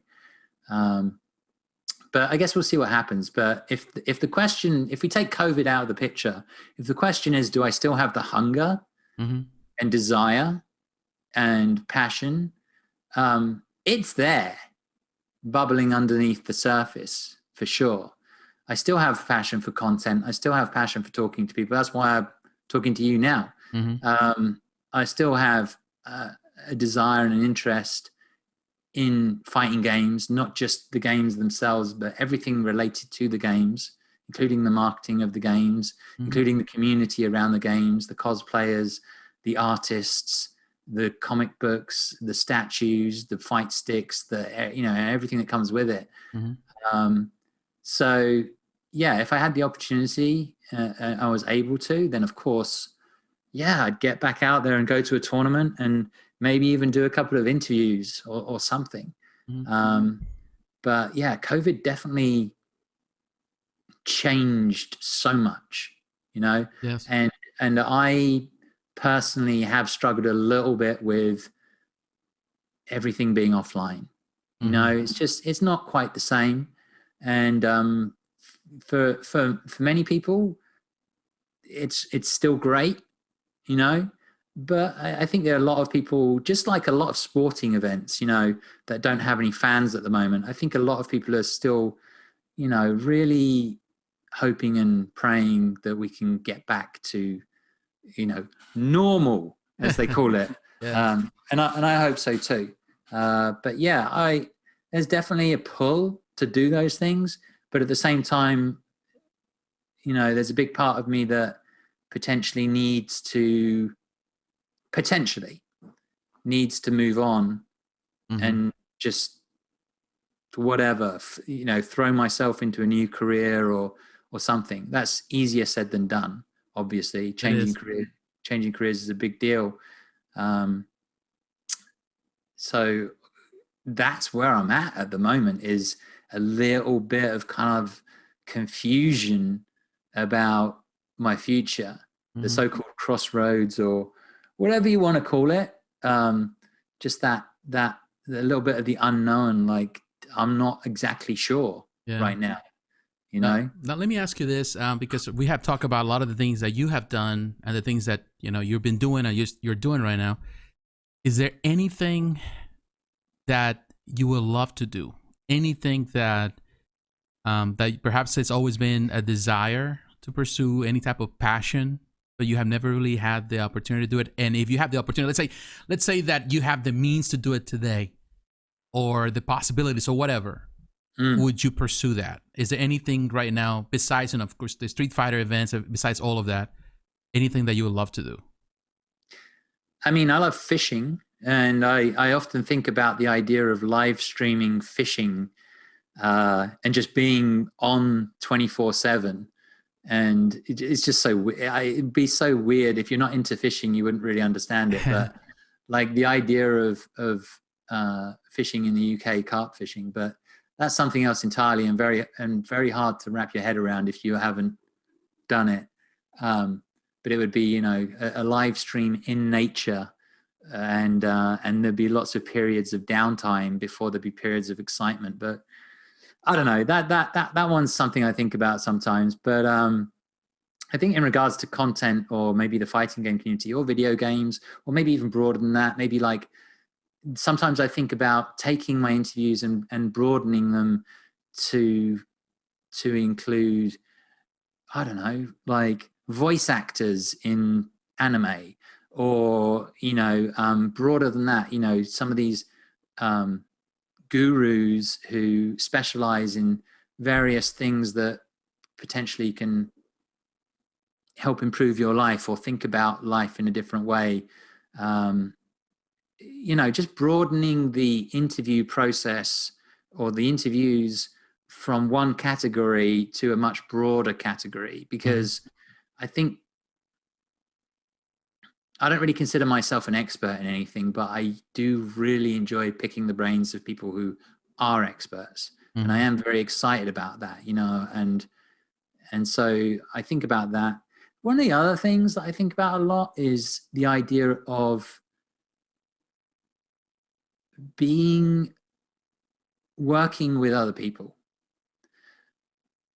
I just, for whatever reason, and I suppose I'll open up a little bit about this, but for whatever reason, I've always been very bullheaded about pursuing things on my own terms, and just moving forwards, and just making something happen in my own way, and not really collaborating enough. I have collaborated in the past, but not enough. I would love, for instance, to sort of do more collaborations with people with content, whether it be like a partnership or a group of people. That is something that I'm longing for, or have been longing for, but not necessarily known how to make happen. Approach it. Sort of like, I feel like there's a power in, it may be obvious to say, but I think there's a power in numbers, and people bringing not just their skills, but bringing their personalities, their enthusiasm, their drive, that is infectious, or holding each other accountable. And I think that's probably one of the things that me as a content creator, I've always found, that everything is just sort of me on my own doing my thing. Even my interviews, you can see it, right? I'm the cameraman, I'm the sound guy, I'm the editor, I'm the marketer, I'm the guy who I'm the one-stop shop, and I do everything. Yes. And it's, whilst sometimes that feels quite empowering to do everything your own way, it's also a little bit lonely, and it's also a little bit hard sometimes to push yourself. Because I feel like you can push yourself only so much, and sometimes when there are periods where you are finding it hard to get up and do what needs to be done, it would be so much more helpful if, dream scenario, right, is me living in an apartment with a bunch of people who are all content creators, and we all have the same goal, you know? To be creative, yeah. Whether it's that we're in front of camera or not, when we're behind camera, whether it's with streamers or recorded content, whether it's because we're doing skits, interviews, informative pieces, points of view, like whatever, right? Reviews.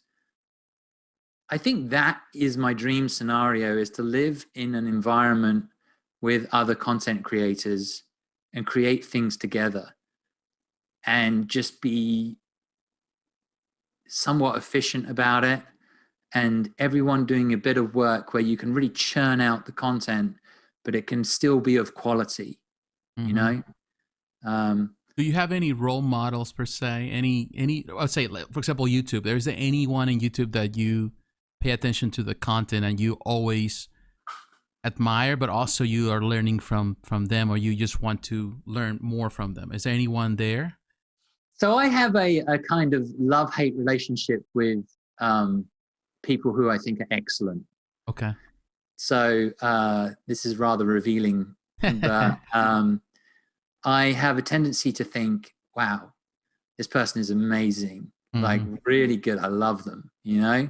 And then there's this other half of me goes, God, I'm so jealous.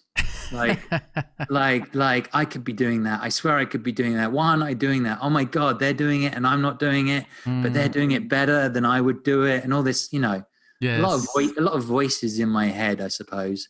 But yeah, there's people out there. I don't follow them religiously. But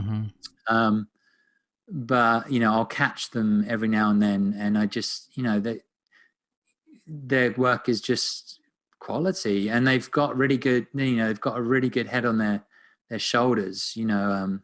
I like the commentators. When I say commentator, some of them are actually commentators, but I like their commentary on the FGC. Yeah. You know, so like Sajam, you know, I've met Sajam a number of times, and he's just a cool guy with a good head on his shoulders. Brian F is another one, cool guy, very smart, you know, good head on his shoulders. I think I was the first person to interview Brian F, actually. Possibly, I'm not 100% sure. Obama, you know, the guys over at Anime Illuminati. Who else? I hate to miss out names.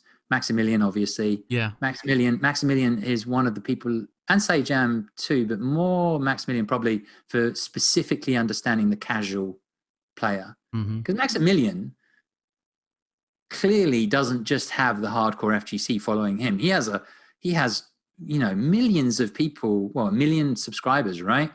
Millions of people who are subscribed, and they're not all hardcore FGC. They're just people who are kind of interested in video games probably, and kind of think fighting games are kind of cool, but they're not invested in the way that the FGC is invested, you know? Yeah.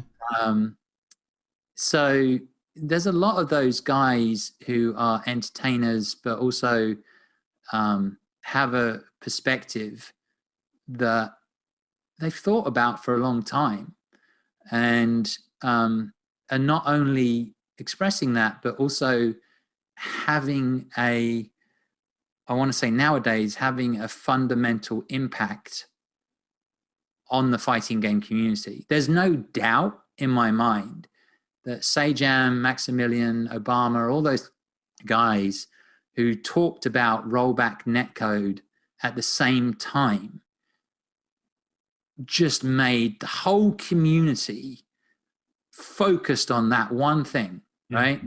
And then when the whole community was focused on this one thing, you better believe that the developers started to listen. Yeah. And that's been one of the hardest things for us as a community, is to get the developers to listen. And, you know, developers shouldn't listen to everything we say, because half of it, you know, we don't know what we're talking about. But like, and they have the data, they have the inside track on what's actually going on. But the rollback netcode thing, you know, you're seeing, I think it's Strive that has the rollback netcode, Guilty Gear Strive. You are seeing these developers realize the importance of that in the rest of the world. You know, Japan is a small country, so rollback netcode is not such a big deal, because they're all very close together and they've got very good internet. Correct. But rollback netcode is extraordinarily important. So I guess the people that and I've probably missed out a whole bunch of them, right? The people that I'm very excited to watch are usually those people that have something important to say, whereby they want to influence the future of the FGC and fighting games in a good way, Mm-hmm. So yeah, some of those guys are the guys that I will catch on, usually on YouTube. I'm not a huge stream monster, for whatever reason. I don't know why. I think YouTube has always, been my thing in regards to being able to watch things when I want to watch them, as opposed to. And I say this as a streamer. I think stream monsters are wonderful, and thank God for them. But me personally, I'm not. I think I prefer to see things on my own time. Yeah. And snippets and move around and this and that and the other. So I don't know. Does that answer your question? No, yeah, it does. Yeah, I totally see that. And now let me ask you, I know that right now you're, like you said, you're in crossroads. Any plans that you have, any idea where the future is going to be for you, for your YouTube channel, for the Twitch channel? Do you have any idea where everything is going, or at least have anything that you would like to pursue? You want to continue on what you're doing right now with Street Fighter, or you have questions about it? Dude, it's the biggest thing right now for me. Like, it's the biggest thing. It's the scariest, one of the scariest moments of my life is right now. Because I don't know the answer.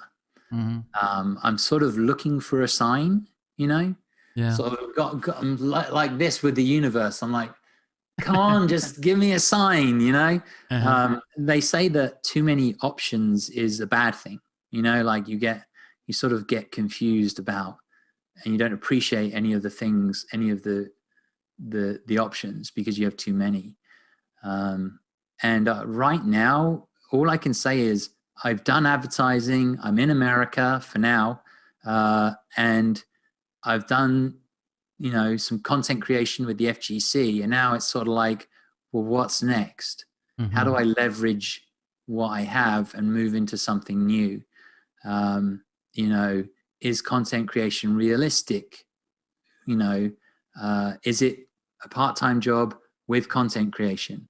And how long can you keep doing that? I'm not getting any younger, is it like, oh, Mark, you need to go back into a career of some type, a marketing firm or advertising or something of that type, maybe even media, and pursue a career, get your, in America, you kind of need that health insurance and Yes. the all the little dental insurance and a pension or 401k or whatever, and all that stuff that you're supposed to have, which makes sense.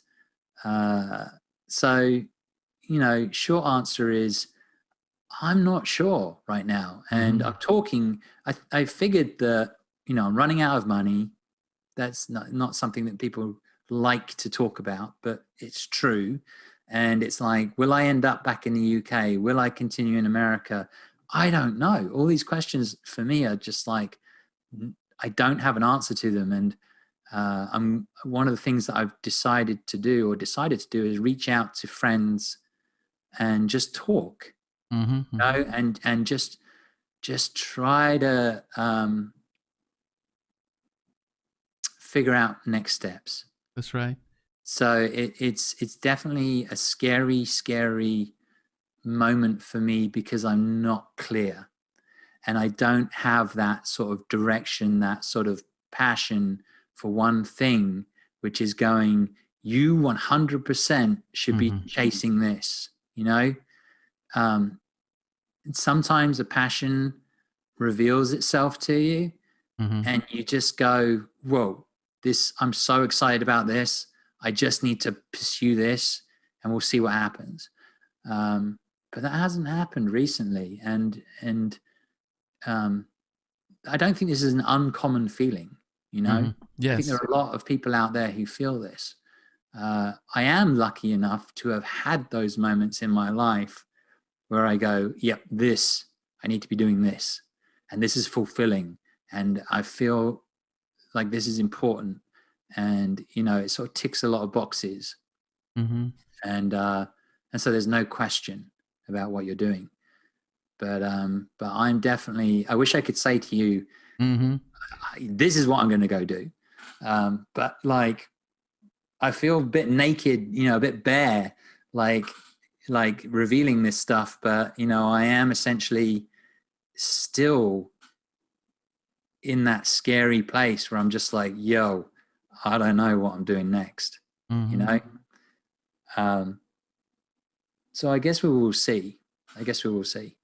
And now we come into really to the end of the podcast, and I would like to ask you this: any advice? I know many people, and that's something that I would say that I do feel connected with you because I've seen your struggles. You have mentioned it many times on your channel, and I can relate with that because I know how difficult it is.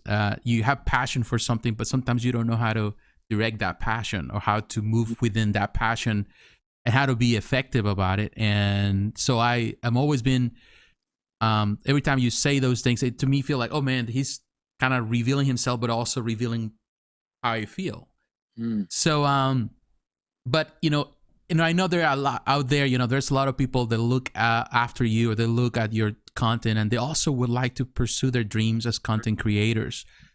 Is there any advice that you can give to, I would say, young people, perhaps people that are just starting with their channel, or they're starting streaming on Twitch, and they still don't have maybe the viewership, and they feel like they feel that they put a lot of effort, but no one is paying attention? Anything that you would like to advise, or anything you would like to say to them?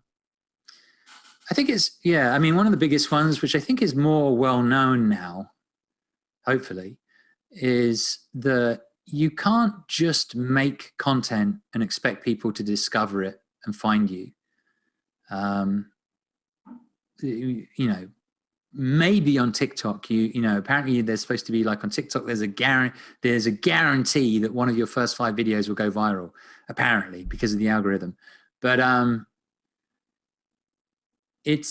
you can make, and I've seen this so many times, you can make the most amazing content, right? Mm-hmm. But if no one's watching, that's a big part of it that's missing. So you need to figure out how to get that content in front of people, So that's the marketing side of it, One of the biggest ways that people grow on Twitch is that they don't just stream, right? You can stream, sure, but how's anyone going to find you, right? If you play a really small game, potentially some people will find you because you'll be on the front page of that really small game. But there's a lot of things that you need to think about, and one of those things is going cross-platform. Taking your Twitch highlights and putting them into videos and putting them on YouTube, so people can watch them on YouTube and go, "Oh, that's kind of cool. I think I'll drop into his Twitch channel." You can also figure out how to market stuff, put it in a place where people can see it. So Facebook groups are great, because a Facebook group is a community of people who are all very interested in the thing that you're interested in.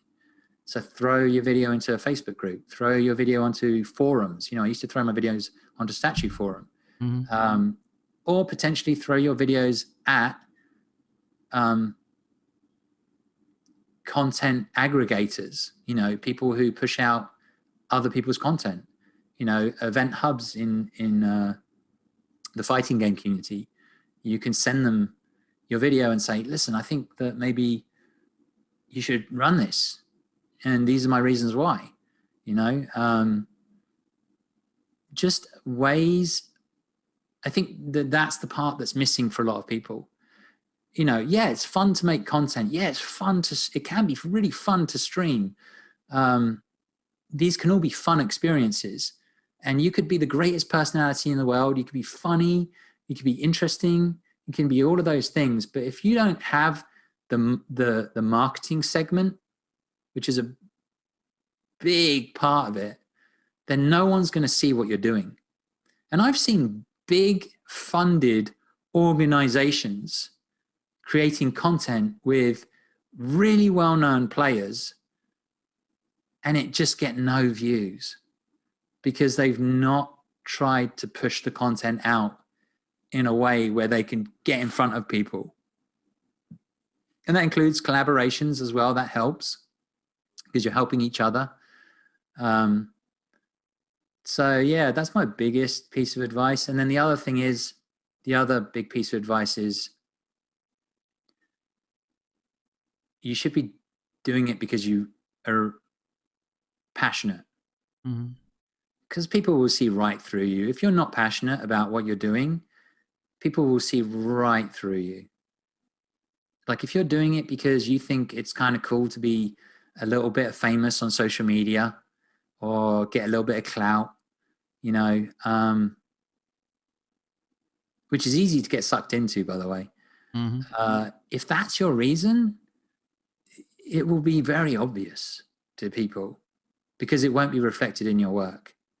So you have to be passionate about whatever it is. If it's video games, or if it's a category of video games, a category of video games, or if it's interviews, it's interviews. If it's making funny skits, it's making funny skits. If it's expressing your point of view about what's going on in the world, whether it be video games or something else, you just have to be passionate,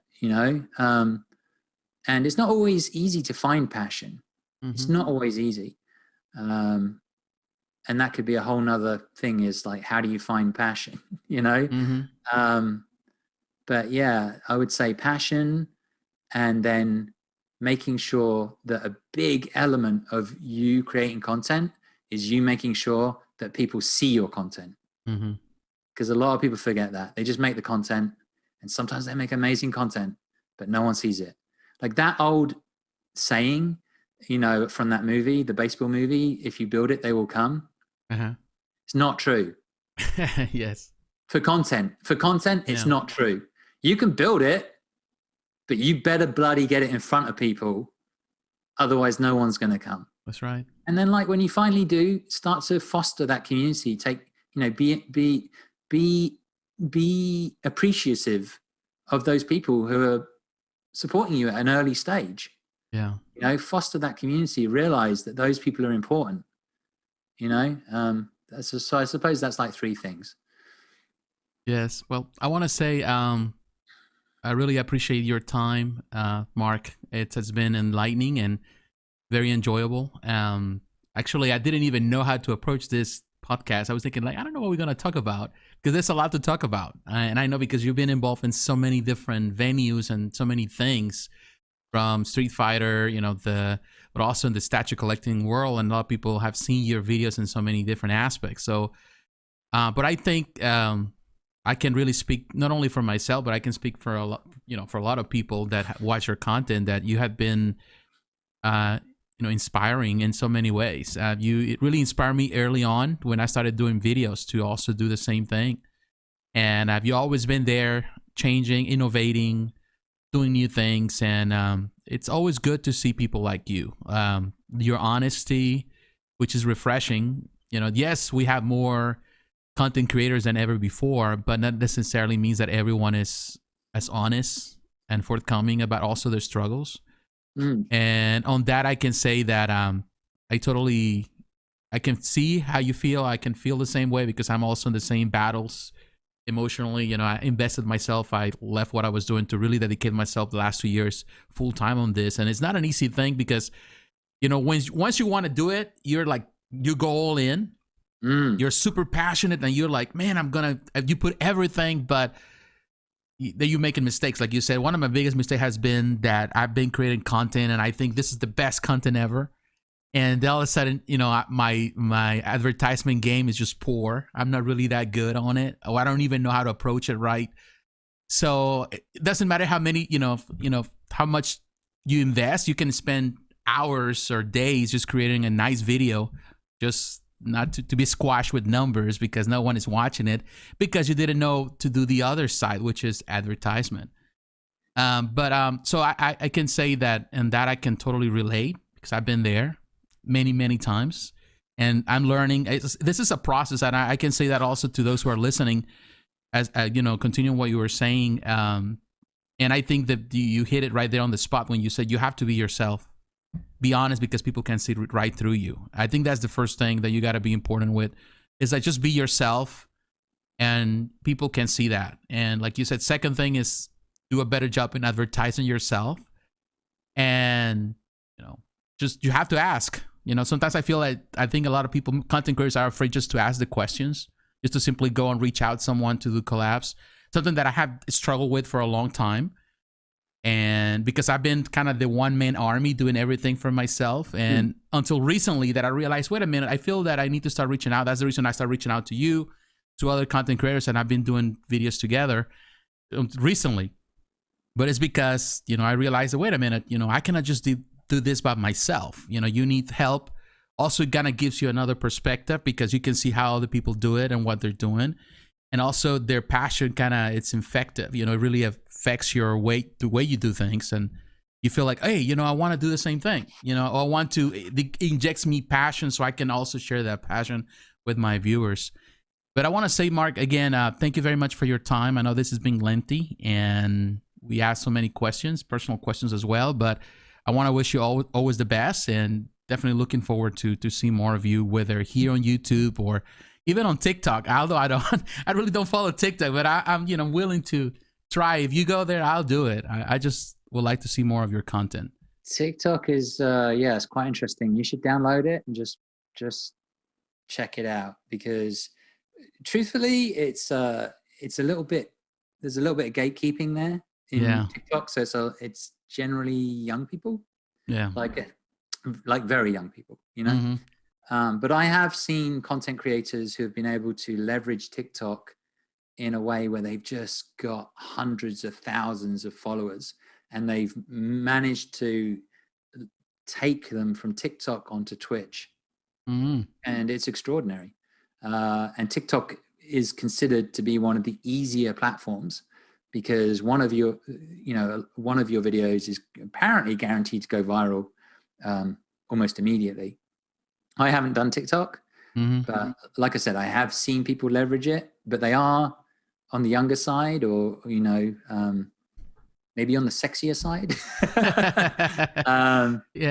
But I would say, that's an interesting platform. Keep your ears to the ground on various platforms. But the other thing I wanted to say that you brought up was, you'd be surprised how many people will be willing to collaborate with you if you ask them, if you are serious, if you are passionate, you come across genuine, you'd be surprised. Like my interviews started with me just walking up to players at tournaments and being serious that I wanted to do an interview with them, and it wasn't going to be a joke, like it was going to be a good use of their time. I remember, I'll just tell you a really short story before we go, but I remember the first time that I approached Takedo for an interview, and I later found out that he hated being the one guy who openly spoke English, right? Because everyone wanted to talk to him. And I remember approaching him for an interview, and he said to me, well, how long is it going to take? And at that time, I think my interviews were getting longer and longer and longer. And I said, I don't know, maybe 20 minutes. And he said, too long. And I said, oh, okay. All right. Well, just so you know, I came to this tournament to interview people, but honestly, I came to interview you. And I showed him a piece of paper, and it had all the questions for Takedo. And he looked at the questions, and I guess he decided that they were like a good use of his time and that I was serious. And he said, okay, let's do it. And I said, well, how long do we have? And he said, don't worry about it, as long as you want. And we did this interview, it was actually the second interview I'd done with him, because I actually did a group interview, I think, with him. We did that interview, and, you know, I then went on, I made sure I did my due diligence and did the marketing. I wanted to make sure that people saw it. I didn't want to waste his time. Yeah. Or my time.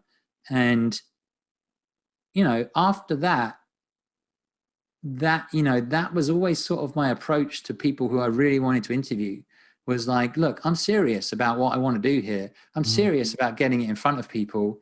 And, you know, I guess the moral is that it doesn't matter who you are. You don't have to have a huge amount of clout. You can be starting out, but as long as you think about, you know, your passion and how serious you are and how genuine you are, and you show that to the person that you want to collaborate with, whether it be interviews or a skit or a podcast or whatever, right? That person, with that knowledge, you'd be surprised how many times they will say, yeah, you know what, let's do it. That sounds good. You know, in the same way that I've known you for a number of years, I've known that, you know, you've very serious about statues and the things that you do and creating content. And, you know, you saying to me, let's talk. I'm like, you know what, JP, yeah, that's probably going to be good. That's going to be good. So I know that he's invested. I know that he takes this seriously. I know that he wants to produce something of value. And hopefully this has been of value to somebody somewhere. So yeah, let's do it. So, you know, I think you're on the right track. And, you know, obviously if you ever want to pick my brain, I'm here. And you can ask me. And yeah, I just want to say thanks for having me on. This is the first time I've done any content for over a year. Yeah. So yeah, it's been a while. So it's been my pleasure and my honor to be the first person to ask you these questions. Even if no one really finds this, which I don't know why not, if find this entertaining or helpful in any way, I can tell you this, it is helpful for me. I have really gathered a lot of value of this conversation. A lot of things that you have said that are important to me. And that's me in the end, the most important thing. That's the beauty of it. That is the beauty of it. There is a beauty in, although I have talked about, you know, if you really want to make it as a content creator, you need to push it out. But there is a huge amount of value in producing content, in going through that process, in expressing yourself, in having collaborations, conversations. It's therapeutic, it's enlightening, it's insightful, maybe only to you. And that is the beauty of it. That's wonderful, you know? So like, even before you get to the idea of like, how can I be successful? If you are gaining that kind of value from it yourself, it's already successful, you know? It might not be a moneymaker, but if it's enriching to you, then it's something you should be doing. And I've been thinking about that a lot recently, because, you know, when I think about the idea of whether I should or I shouldn't continue in content, I always think about the value. And, you know, listening to you speak has given me a lot of value today. So this has been a good use of my time. Oh, so. Thank you. And yeah, I'm going to say that one thing that, last thing, that my wife always said that, because, you know, when I started doing this and I feel like, man, the numbers are not going up. I don't have as many viewers as I would like to have and things like that. My wife always said this: why don't you just go back to the beginning, when what you're doing was all about you doing what you wanted to do for yourself? Like, and that's the reason why you gather your first viewers and followers, because they saw that you just were having fun. She said, just have fun with it. Don't worry about the numbers. They'll work out. You know, do your due diligence, do everything else you need to do, but ultimately just enjoy it. And when she said that to me, it's like, yeah, you know what? I'm just gonna do it for fun. You know, I'm gonna do things for fun again. Whether it's a podcast, whether it's this time, to me, it's not time wasted. It's time well invested. I get the chance to talk to a person that has been inspiring to me, but also I can pick his brain and learn things that I need for myself. And I feel that whoever gets the opportunity to listen to the podcast or watch the video through this over 2 hour long event, I think that if you go through the whole process of listening to Mark, you really are, that's your, you didn't even pay to come and listen, and you got your money's worth, because time is money. So if you really go through it, it is well invested. And I want to say again, now coming to the end, finally, Mark, thank you very much for your time. I know you also, you have your things to do, and, you allow me to be the first person to, to talk to you in quite some time here on social media. So definitely looking forward to watch more of you, whether Twitch, Facebook, Twitter, whatever, wherever you go, I'm always going to be there to support you. So I want to say to everyone that is watching this or listening to this, thank you very, very much for your time. Don't forget, if you're watching this on YouTube, to like, to comment, also to subscribe to the channel. This is the first time you're here. If you're listening through to the different platforms, share that with other friends. Let them know that, that we're here. And also, I'm going to have in the description the information for Mark. If you have never, ever, which I'm surprised if you have never, ever heard about Mark, you never follow him on Twitch or YouTube, I will have the links in the description so you can follow his channel, and you can also enjoy his content wherever he's at. So my friends, thank you very much for your time, and God bless you. Take care, and I'll talk to you again. We will talk to you again. Bye-bye. Bye. Thanks for having me on.